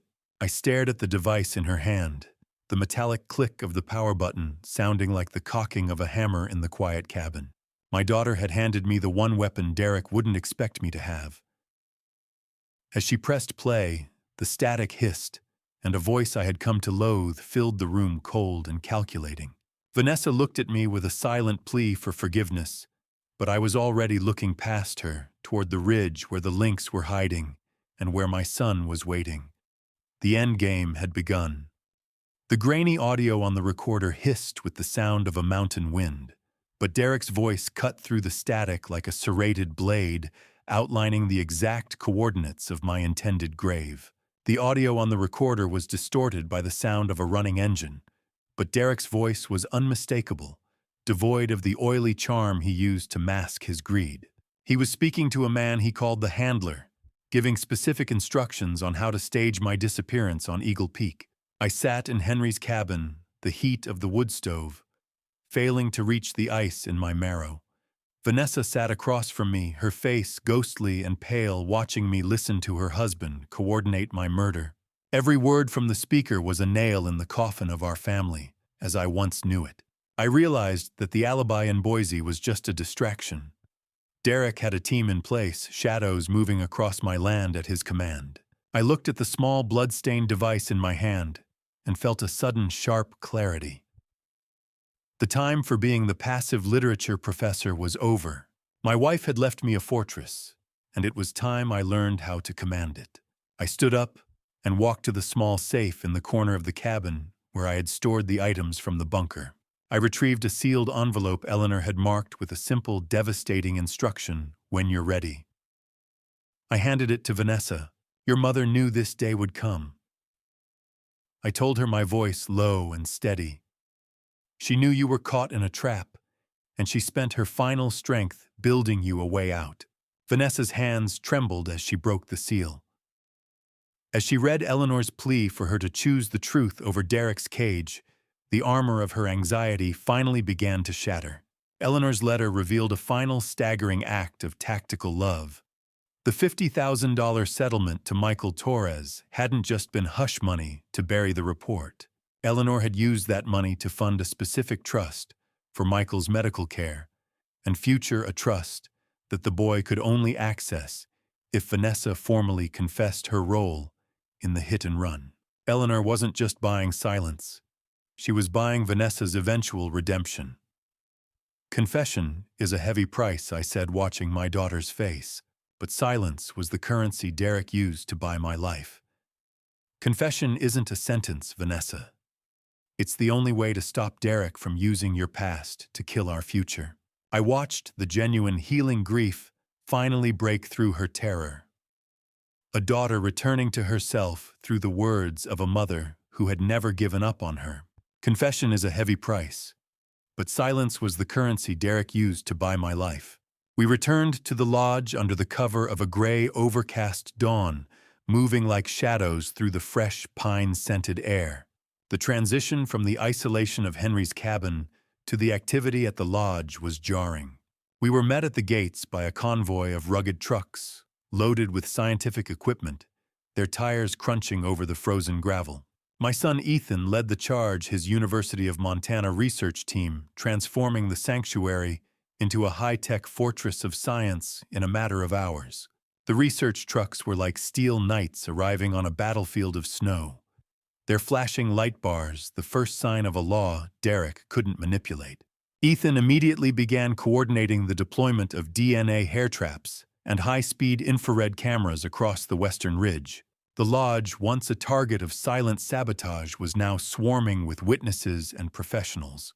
If the feds see a mother lynx on this feed, Derek's developer friends will run for the hills, Ethan said, checking his tablet as he directed a grad student. We're not just tracking a cat anymore, Ethan, I replied, looking toward the ridgeline. We're tracking a predator in a suit. By afternoon, I found myself in the newly established ecology lab, watching the blue-white glare of the computer monitors as the team synced the forest sensors to our central server. The hum of high-speed server fans filled the room, a mechanical heartbeat for the new timber ridge. I watched the map of the property come alive with digital eyes, each sensor a sentinel Eleanor had anticipated I would need. She didn't just buy land, I realized. She selected a site where geography and federal law would eventually collide to protect me. She had built a biological firewall that was currently being activated by our sons and our allies. Ethan revealed that the DNA samples from the previous week's tracks had already been prioritized for sequencing at the university. They had confirmed the presence of a pure strain Canada lynx, an endangered subspecies that carried the weight of the Endangered Species Act like a shield over our heads. It was a masterpiece of legal and biological planning, and I was finally seeing the brushstrokes of my wife's genius. How many layers did Eleanor's plan have? I was beginning to feel like I was reading a masterpiece where the ending was written in invisible ink. I assisted the team with the calibration of the infrared feeds, the tactile weight of Eleanor's final letter, still a presence in my pocket. The room was bathed in the cool light of the monitors, and the smell of fresh rain and wet pine clung to the researchers' jackets. It's time to light the match and see who tries to run, told Ethan. He looked at me, seeing a version of his father that had replaced academic reflection with a gravely determined resolve. Just as the final feed from the western ridge came online, a high-pitched ping echoed through the lab. One of Ethan's grad students, a man named Marcus, who moved with a tactical precision that didn't match his academic title, leaned in close. Marcus was actually an undercover U.S. Fish and Wildlife Special Agent Eleanor had been corresponding with for a year before her death. He looked at me with a sharp, knowing gaze. Ethan looked up from his monitor, his face pale in the blue LED glow.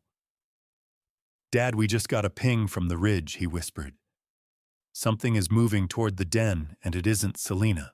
The infrared footage was grainy, a world of black and gray shadows dancing on the edge of the ridge, but the way the intruder moved, deliberate, heavy, and holding something long and metallic, was unmistakably human. I leaned closer to the monitor, the blue LED glow washing over my face. We sat in a tense, breathless silence in the ecology lab, a high-tech nerve center carved out of the mountain's silence. Henry Thorne and Ethan stood behind me, their eyes fixed on the heat signature encroaching upon the ridge. Vanessa was there too, her face pale, watching the screen, as if she could see the ghost of her own past moving through the trees. The intruder reached the rocky outcrop, the specific coordinates Eleanor had protected for years. Just as the figure raised the metallic object, a second heat signature erupted from the darkness of a nearby crevice. Selena, the mother lynx, emerged like a wraith, her frame nearly twice the size of a bobcat on the thermal red. She didn't attack, but her presence was a physical wall of natural fury. The intruder froze, and in that moment, the high-definition cameras Ethan's team had mounted captured the biological jackpot. 3 smaller Heat Blossoms kittens spilled out from the den, their rhythmic thumping, as they tumbled over one another, visible in the clear resolution of the night vision feed. "We got them!" Dad Ethan whispered, his voice cracking with a mix of awe and triumph. "Every single one of them is on record now. That footage is Derek's death warrant, not for his life but for his greed. Beautiful, deadly, and worth $60 million in legal protection." Selena wasn't just a cat. She was a sovereign state. Ethan tapped a few keys, expanding the view to show the intruder's abandoned gear. He revealed that the saboteur caught on camera wasn't a poacher at all, but a specialized technician Derek had hired to plant false evidence of a chemical spill. The long metallic object was a pressurized canister designed to contaminate the soil, a desperate attempt to invalidate the sanctuary's conservation status.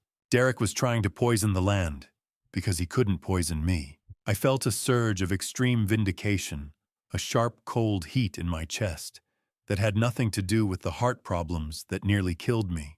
This wasn't just a win for the lynx. It was the final, undeniable proof of a conspiracy that reached from the boardroom to the mud. Vanessa looked at the screen, and then at me, her eyes wet with the realization that the man she had loved was prepared to destroy an entire species just to cover his gambling debts. The following morning, the phone in the lodge library rang its chime, sounding like a warning bell. I picked it up, feeling the smooth, cool surface of my desk beneath my hand. It was Derek. His tone had undergone a jarring transformation, the corporate aggression replaced by an oily, forced humility that made my skin crawl.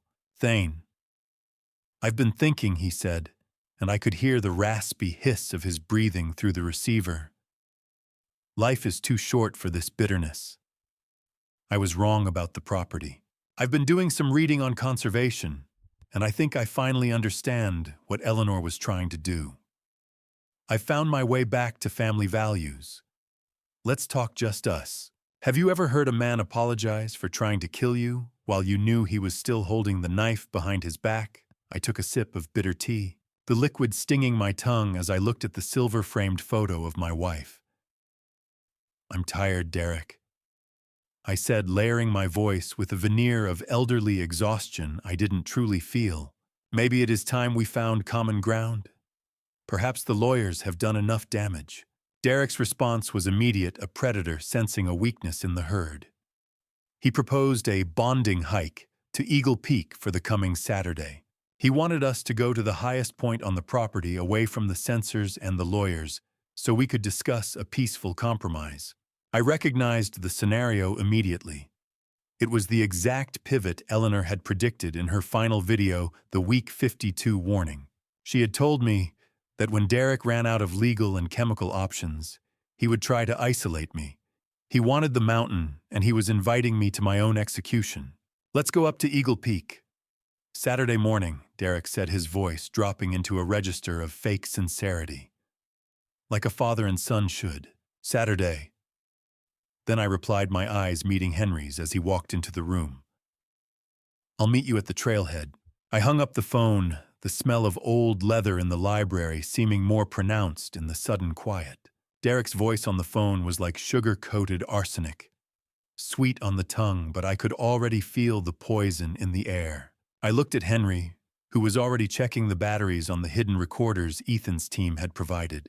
He didn't need me to explain the danger. He had been a ranger long enough to know when a man was being led to a slaughterhouse. But I had a secret Derek hadn't accounted for. While preparing my legal files earlier, I had discovered that Derek had already taken out a massive life insurance policy on me through one of his shell companies, naming the company as the sole beneficiary. It was the final proof I needed that the hike wasn't about compromise. It was about a payout that would save his skin from the gambling syndicates. The man wasn't just greedy. He was a desperate subcontractor for death. "He wants the mountain," I told Henry, my voice calm and analytical, a reflection of the man Eleanor knew I could become. Let's give it to him. I felt a cold, tactical determination take hold. I wasn't going to that peak as a victim. I was going as the bait for a trap that Eleanor had been setting for 24 years. The endgame had officially begun, and I was finally ready to play my part. I looked at the monitors one last time, seeing Selena watching over her kittens, and I knew that whatever happened on that summit, the mountain would remember the truth.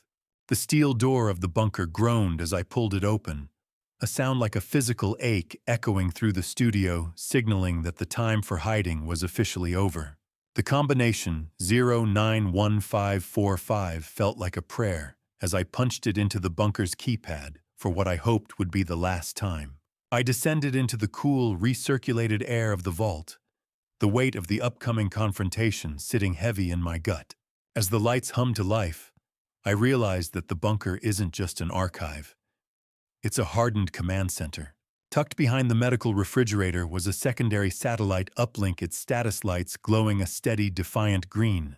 Eleanor had known that Derek might try to jam local signals, so she had built a digital bridge that his reach couldn't touch. I sat at the desk, the smell of ozone from the server racks sharp in my nostrils, and began to pull the final files from the secure cabinet.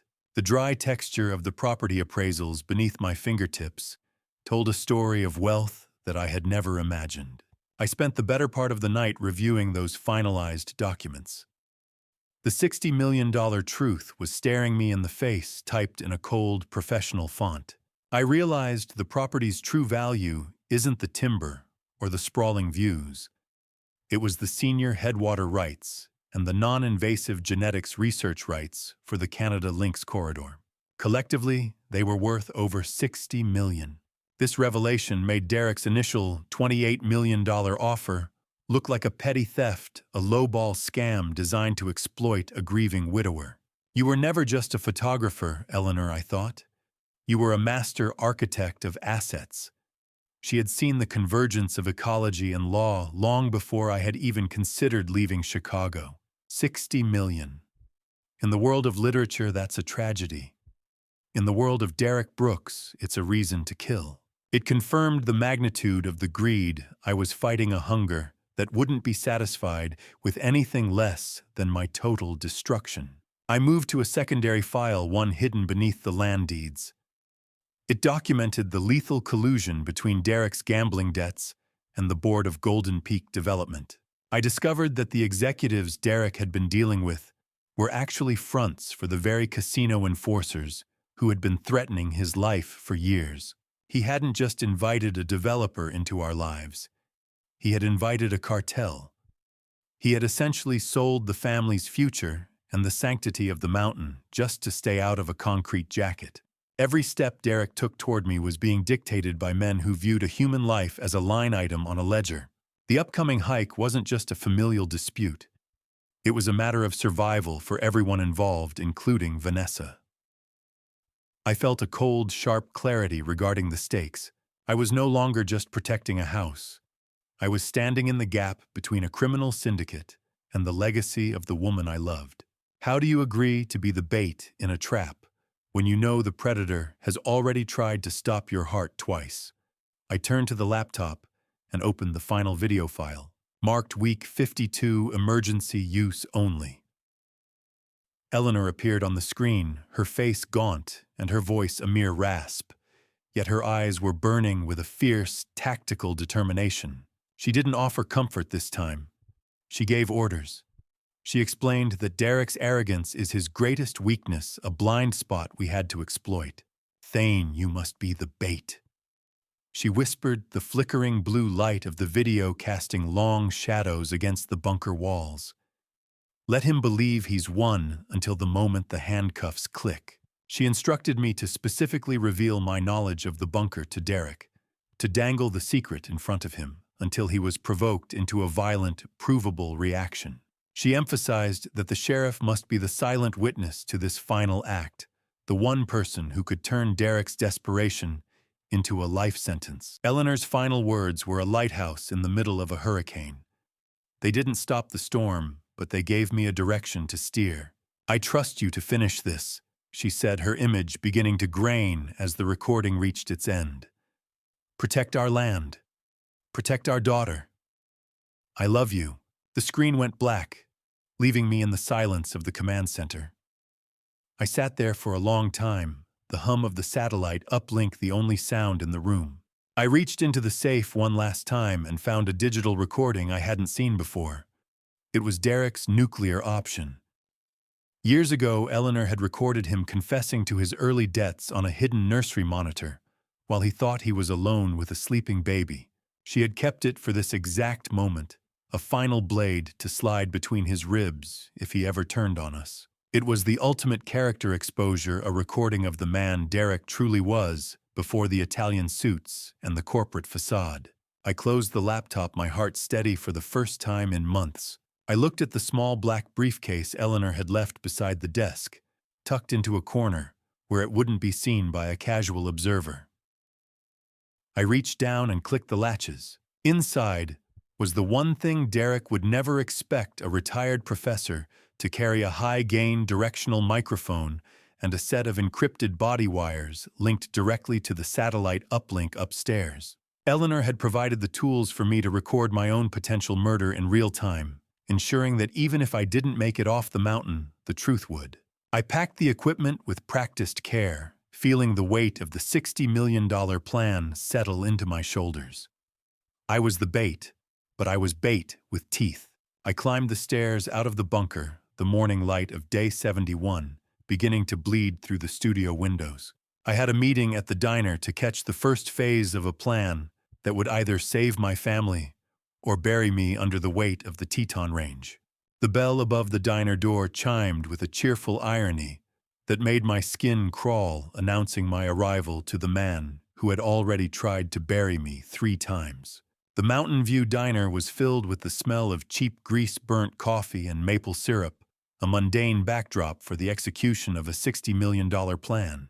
I clutched the small black briefcase, tightly feeling the hum of the electronics within. Derek was already seated in a corner booth, looking like the picture of a repentant family man in a soft cashmere sweater. He stood as I approached, offering a hand I had no intention of taking. "Thane, thanks for coming," he said, his voice reaching for a warmth that didn't exist. I ignored the gesture and sat across from him, the rhythmic ticking of a wall clock behind the counter, counting down the seconds of our final civility. "You're late, Derek," I said, my voice as cold as the frost on the windows. Desperation usually makes a man more punctual. He tried to laugh it off, beginning a rehearsed monologue about family values and moving past the legal misunderstandings of the last few months. I didn't let him finish. I reached into my coat and placed a single laminated page on the sticky table, a copy of the finalized $60 million appraisal from Eleanor's bunker. I watched his eyes widen, a mixture of predatory hunger and sheer panic flickering across his face like heat lightning. $60 million. That's not a retirement, Derek. That's a motive. I leaned forward, watching him scramble for a retort. $60 million, he stammered. "Thane, you're reading those charts wrong. It's dirt and rock." "No," I replied. "It's senior headwater rights and a biological corridor protected by the federal government. And I know about the cartel enforcers you've been calling executives." I revealed a power reversal that made the color drain from his lips. I had already signed a temporary power of attorney over to Ethan. Even if I died on our scheduled hike, Derek would still get nothing but a police interrogation. The man across from me wasn't just greedy anymore. He was a cornered animal, realizing the cage was shrinking. I continued to goad him, the psychological dominance shifting entirely into my camp. I told him I had found the bunker and documented every one of his accidents, from the propane leak to the brake lines. I implied that the evidence was already in a digital dead man's switch set to be released to the feds unless he explained his true motives during our walk to Eagle Peak. Derek's hands began to shake so violently he had to grip his coffee mug with both palms to keep from spilling it. The nice guy mask finally crumbled, leaving only the rabid, desperate debtor beneath. "I know about the Boise alibi, Derek," I whispered. "And I know who you were talking to in my bathroom." He looked at me with a look of pure, unadulterated malice. "See you on the trail, Professor." He hissed, his voice a low snarl. "I hope your heart can handle the altitude." I stood up and walked out, the briefcase in my hand, acting as a high-frequency jammer that ensured Derek couldn't record our conversation or call his handlers for reinforcements before I left the premises. Do you know the difference between a predator and prey? It's not the teeth. It's who knows where the traps are buried. I drove to the secluded trailhead, where Sheriff Reynolds was waiting in an unmarked SUV. The weight of the upcoming ascent sat heavy on my cracked ribs, but Eleanor's tactical ghost was guiding every step I took. Ethan was there too, his face a mask of terror for my safety, while Margaret Caldwell stood by with a stack of final injunctions. Before I expose the truth behind the Boise alibi, if you are still with me, comment A if you think I should trust the wire, or B if I should carry a weapon, and add one short reason. Please note, the next part contains fictionalized details to deepen the drama, though the message remains true. If this crosses your line, feel free to stop here. Wiring the bait was a clinical, silent process. Reynolds led me into the back of the vehicle, the air inside smelling of leather and gun oil. The wire against my skin was a cold, silver snake, the only thing that would tell the truth if my voice was silenced on that mountain. She used a cold adhesive to secure the transmitter to my chest, then fitted a state-of-the-art camera disguised as a jacket button. A wrist-mounted panic device was hidden under my sleeve, its surface smooth and ominous. Ethan gripped my shoulder, his hand trembling. "If he touches you, Thane, you hit that button." Sarah ordered, her eyes locked on mine. "Don't wait for a confession. If he moves aggressively, we move in." I shook my head, my resolve hardening into something brittle and sharp. "I need him to speak, Sarah. I need him to tell the recorder why he did it. I need him to admit the cartel's involvement. Without that, the sanctuary is never truly safe."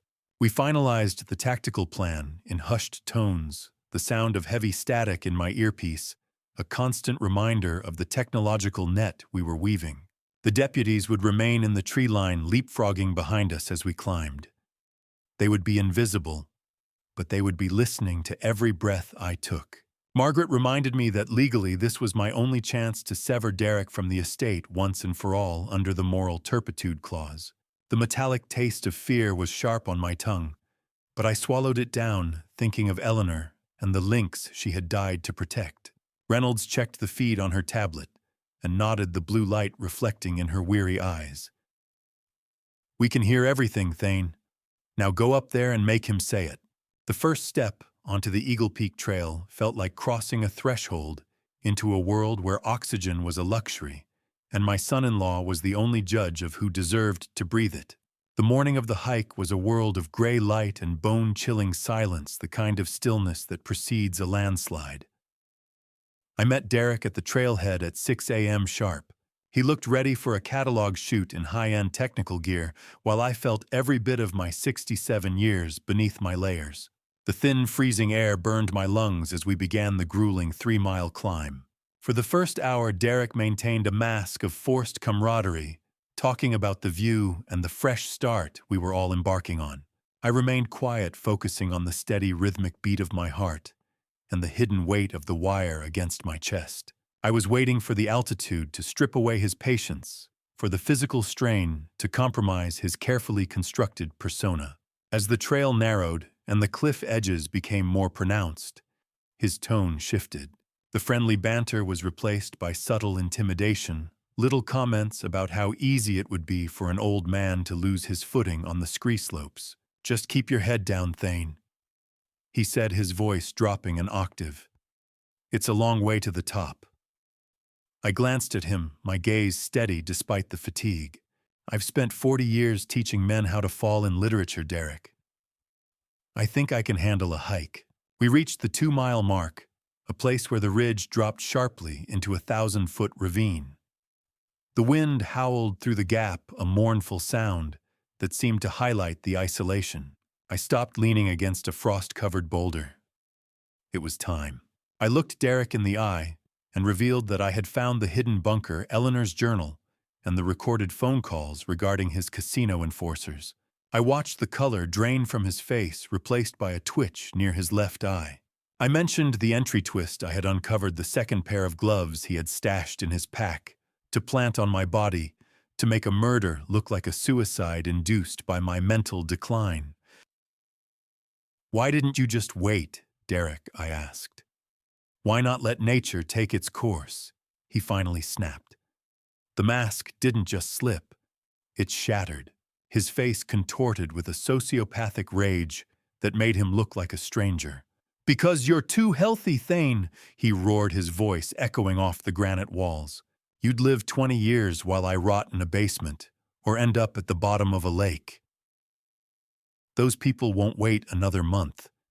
You have to go today." The mountain didn't care about our morality. It was just a giant of stone and ice waiting to see which one of us would become part of its debris. Then he lunged. No more words. No more Italian suits or cashmere dreams. Just a man trying to trade my life for his debt. He shoved me toward the precipice with a desperate, frantic strength. I stumbled back, the grit of the ridgestone scraping beneath my boots, and I felt my heel catch on a loose rock. As I began to tilt toward the void, I hit the panic button on my wrist. Derek loomed over me, reaching out for a second blow to ensure I went over the edge. "It'll just be another accident in the snow," he screamed, his eyes wide with a terrifying vacancy. But before he could touch me again, the tree line erupted. Ethan and the undercover deputies burst from the shadows with guns drawn, their tactical gear a stark contrast to the white wasteland. "Get your hands off my father," Ethan's voice was a thunderclap in the thin air. The recording device beneath my jacket captured every sound, the scuffle, the guttural roar of Derek's rage, and the sickening thud as he was forced into the dirt. Have you ever felt the breath of death on your neck and realized it smelled like cheap bourbon and overpriced cologne? I lay on the edge of the ridge, gasping for air, watching as Derek struggled against the deputies. He tried to claim entrapment, his voice shrill and desperate as he spat dirt from his mouth. But the system had finally caught up to him. Sheriff Reynolds stepped forward, her face set in a line of weary triumph. She revealed the final exit twist. A secondary drone feed had been hovering high above us, recording every second of the physical assault in crystal clear resolution. The delusional old man defense was dead. Derek was no longer a victim of circumstance. He was a recorded predator. The grit of the ridgestone was still under my fingernails, as I allowed Ethan to pull me up, my cracked ribs screaming at the movement. But the pain was a secondary concern to the profound relief washing over me. As the sun began to set, the mountain face was bathed in a brilliant, cruel orange glow. The metallic click of the handcuffs ratcheting shut on Derek's wrists was the most beautiful sound I had heard in 24 years. He looked back at me as he was dragged down the trail, his eyes promising a vengeance he no longer had the power to enact. He was a hollow man, a parasite finally removed from the host. I stood on the peak, watching the orange light fade into purple shadows, and felt the presence of Eleanor in the wind. We had done it. The sanctuary was safe, and the secret that had almost destroyed our daughter was finally out in the light where it could be dismantled. The walk back down the mountain was longer than the ascent, but for the first time in months, I didn't have to look over my shoulder.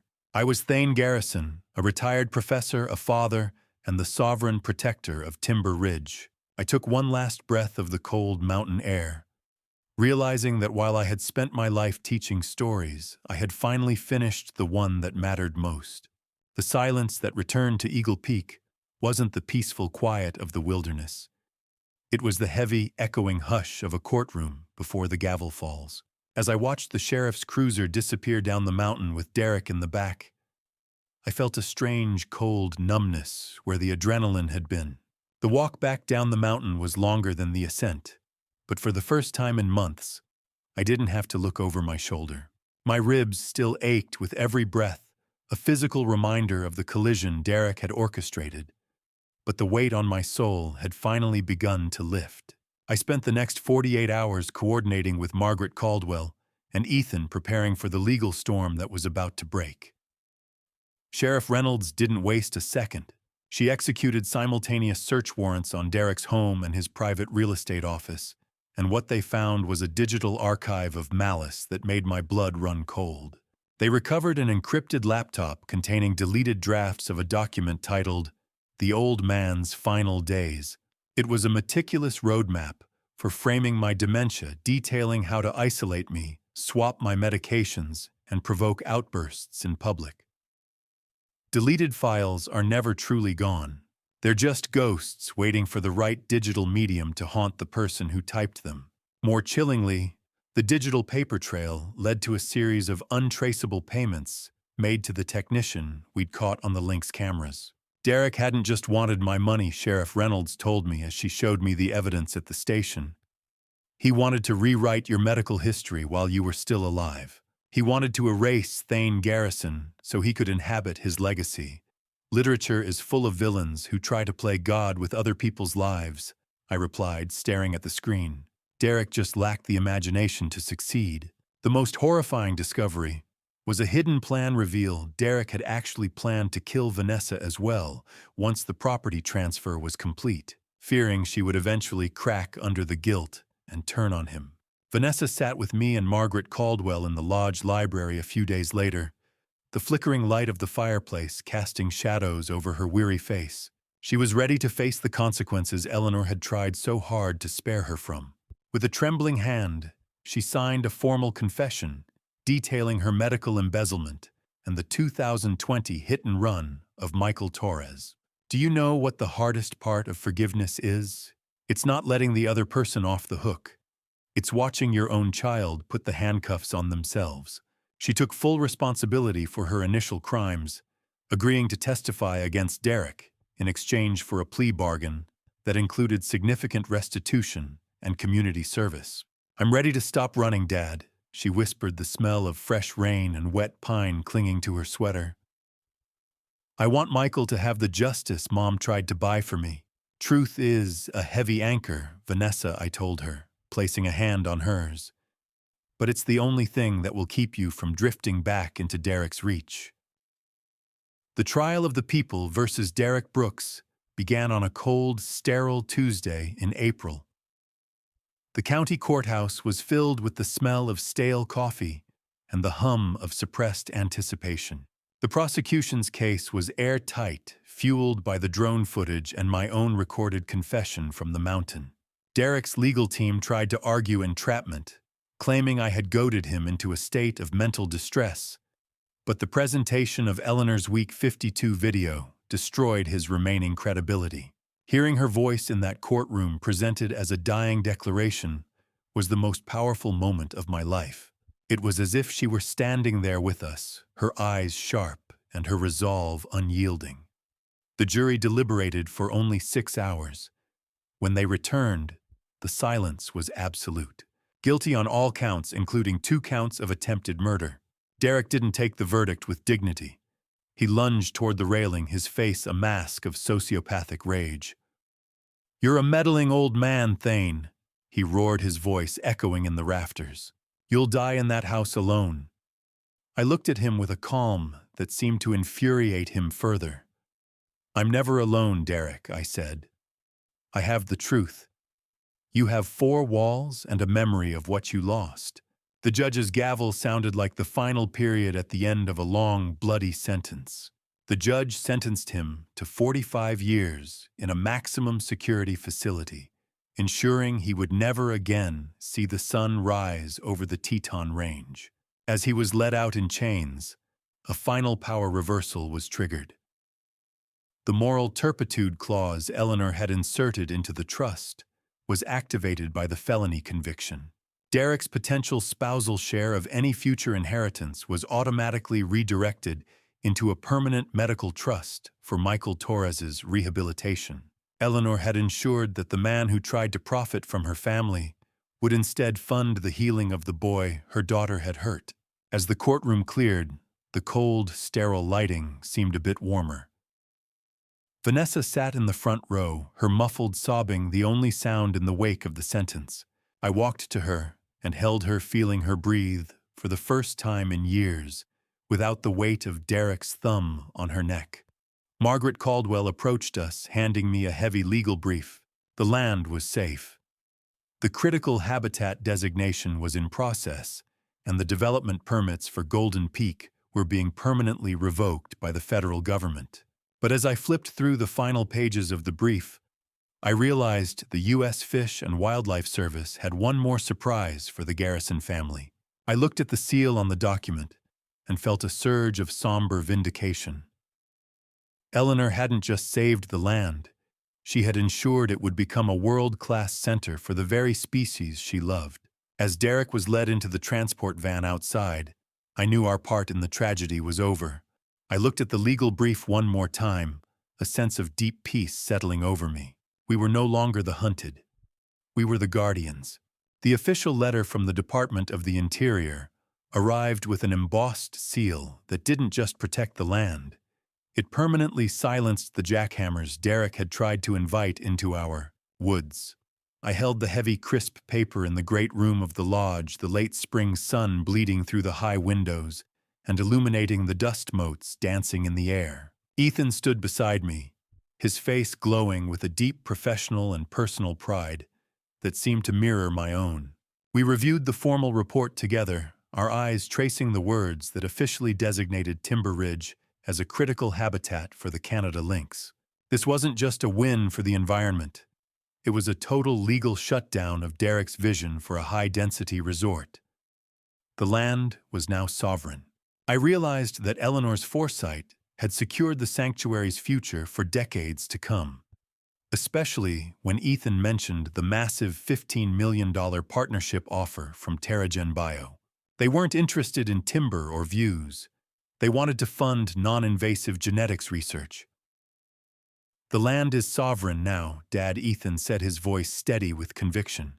"Not even the biggest developer in the state can move a rock here." I nodded, feeling a weight lift that I hadn't even realized I was carrying. "Eleanor didn't just save a species," I replied. "She ensured we could afford to protect it. Critical habitat." In the eyes of the law, a few cats were more powerful than a billion-dollar development board. I loved the irony. As I dug deeper into the Terragen offer, I uncovered another layer of my wife's genius. Their interest wasn't some lucky coincidence. Eleanor had been a primary shareholder in a shell company that helped fund their early research years ago, specifically to ensure they would be the stable, conservation-minded partner Timber Ridge would eventually need. She had handpicked our allies from the grave. 4 months passed in a blur of lab construction and ecological surveys. The smell of sawdust and fresh paint became the new scent of the lodge. By August, it was time for Vanessa's release. She had earned an early exit through good behavior and her absolute cooperation in dismantling Derek's network of enforcers. I met her at the Jackson Community Center for the final handover of her court-ordered restitution. Michael Torres, a young man with a resilience that hummed beneath his quiet exterior, leaned on a dark wood cane as he met my daughter's gaze, his eyes devoid of the bitterness I expected. "Have you ever seen a debt paid in person? It doesn't look like a transaction. It looks like a person finally standing up straight." Vanessa handed him the $5,000 check with hands that no longer shook.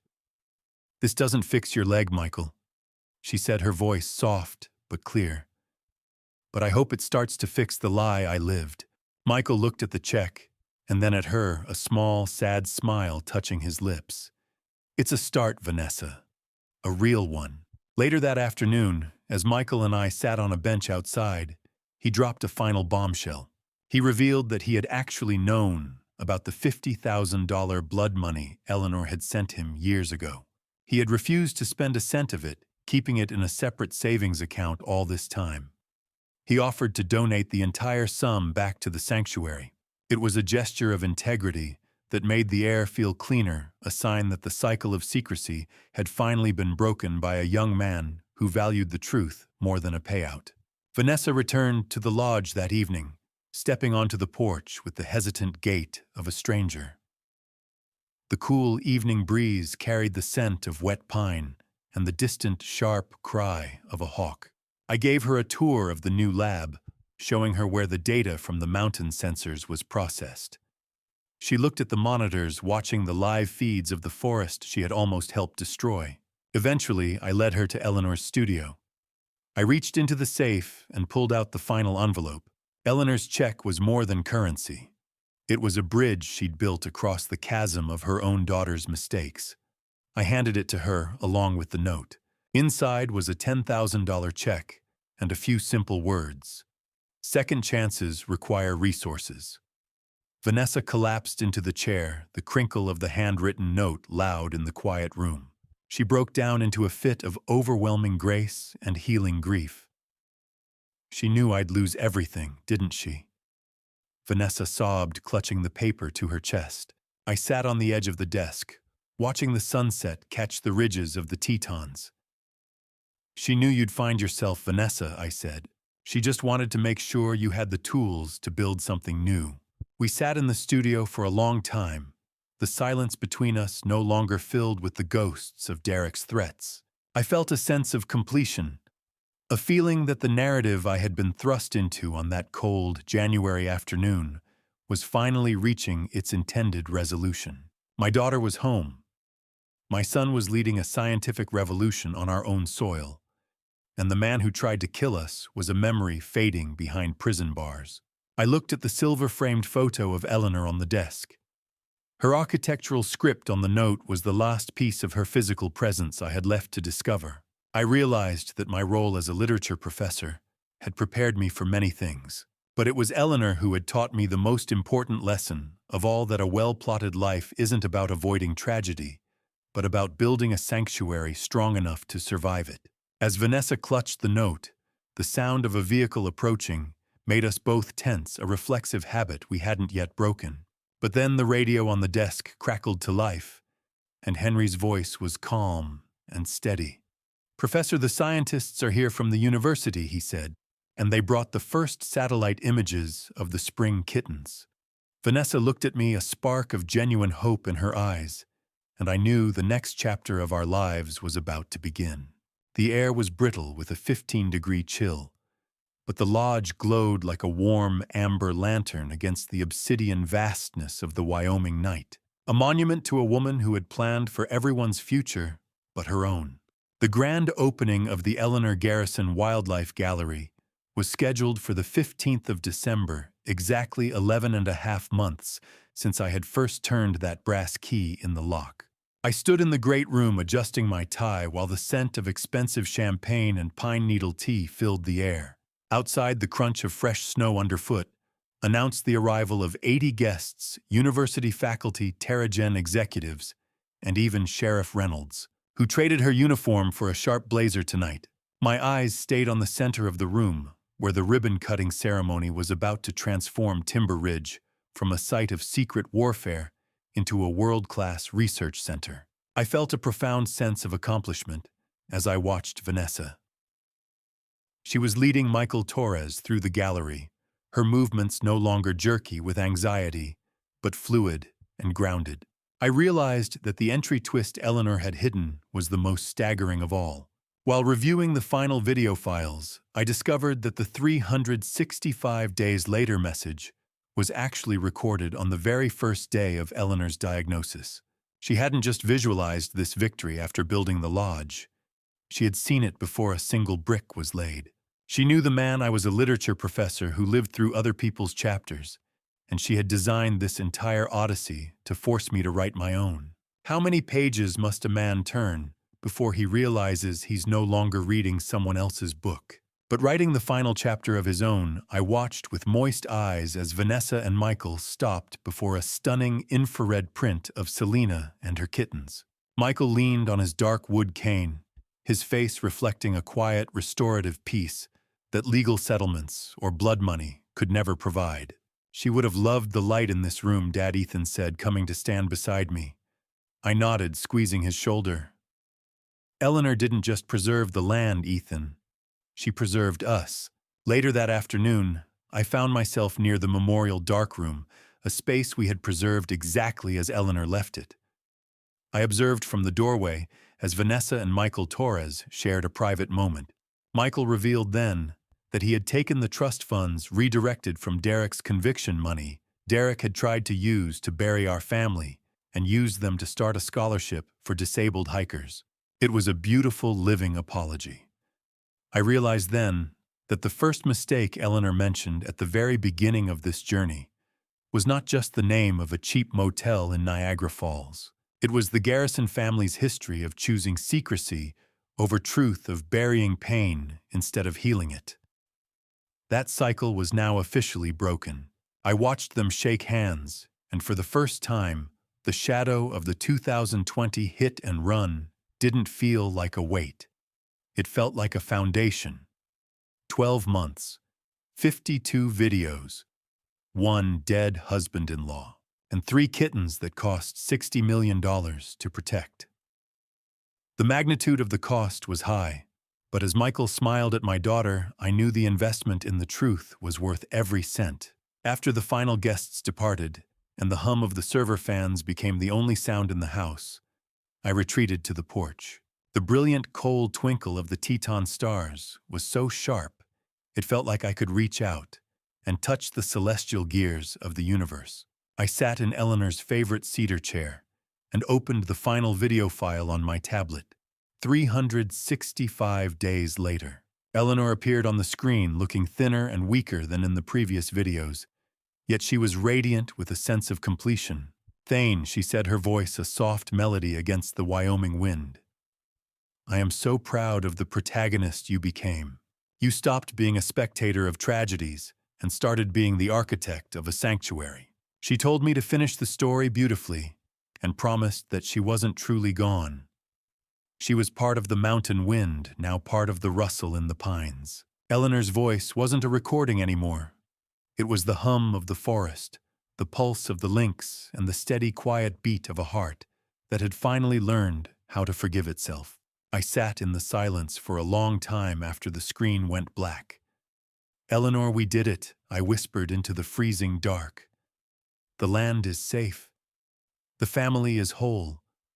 Until tomorrow, my love, but only if you promise to live for today. Her final words echoed in my mind like a benediction. I felt a strange, transcendent peace. I was no longer the grieving widower clutching a brass key in a cold Chicago study. I was the sovereign protector of Timber Ridge. Just as I prepared to go back inside, a real-time notification chirped on my tablet. I looked down at the heat signature map. A single red blossom had appeared on the western ridge, sitting perfectly still on the rocky outcrop overlooking the lodge. It was Selena. She was exactly where Eleanor said she would be, watching over the sanctuary we had fought to keep. The distant, haunting howl of a lynx drifted through the trees, a wild, beautiful sound that confirmed the mountain was finally ours. I turned off the porch light and looked back at the warm, amber glow of the lodge windows. Eleanor was gone, but the legacy she had choreographed from the grave was glowing brighter than ever. For the first time in 67 years, I knew exactly who I was and where I was supposed to be. I wasn't just a man who taught stories. I was the man who had survived one. I stepped across the threshold and closed the door, the click of the lock sounding final and secure. The story of Thane Garrison and Timber Ridge concludes here, leaving a legacy of light in the heart of the Tetons. I was a man who believed wisdom came from books, not from the quiet truths inside my own home. I ignored signs, trusted too easily, and paid the price. If you take anything from this family story, don't wait for betrayal to teach you awareness. In many grandpa stories, we think time makes us safe, but it doesn't. Trust, but verify. Love, but stay awake. Even now, I believe God gave me a second chance, not just to survive, but to see clearly. This family story is my confession, my warning, and my redemption. Many grandpa stories end in silence, mine didn't. Learn before you lose. This family story exists so you won't repeat my mistakes. Some grandpa stories are meant to wake you up. Thank you for staying with me until the end of this journey. Share your thoughts below. What would you do if you were in my place facing betrayal from your own family? I'd truly value your perspective. If this story resonated with you, consider subscribing so you don't miss future stories. Note: while inspired by real-life themes, parts of this story were dramatized for storytelling purposes. If this content isn't for you, feel free to explore other videos that better match your interests.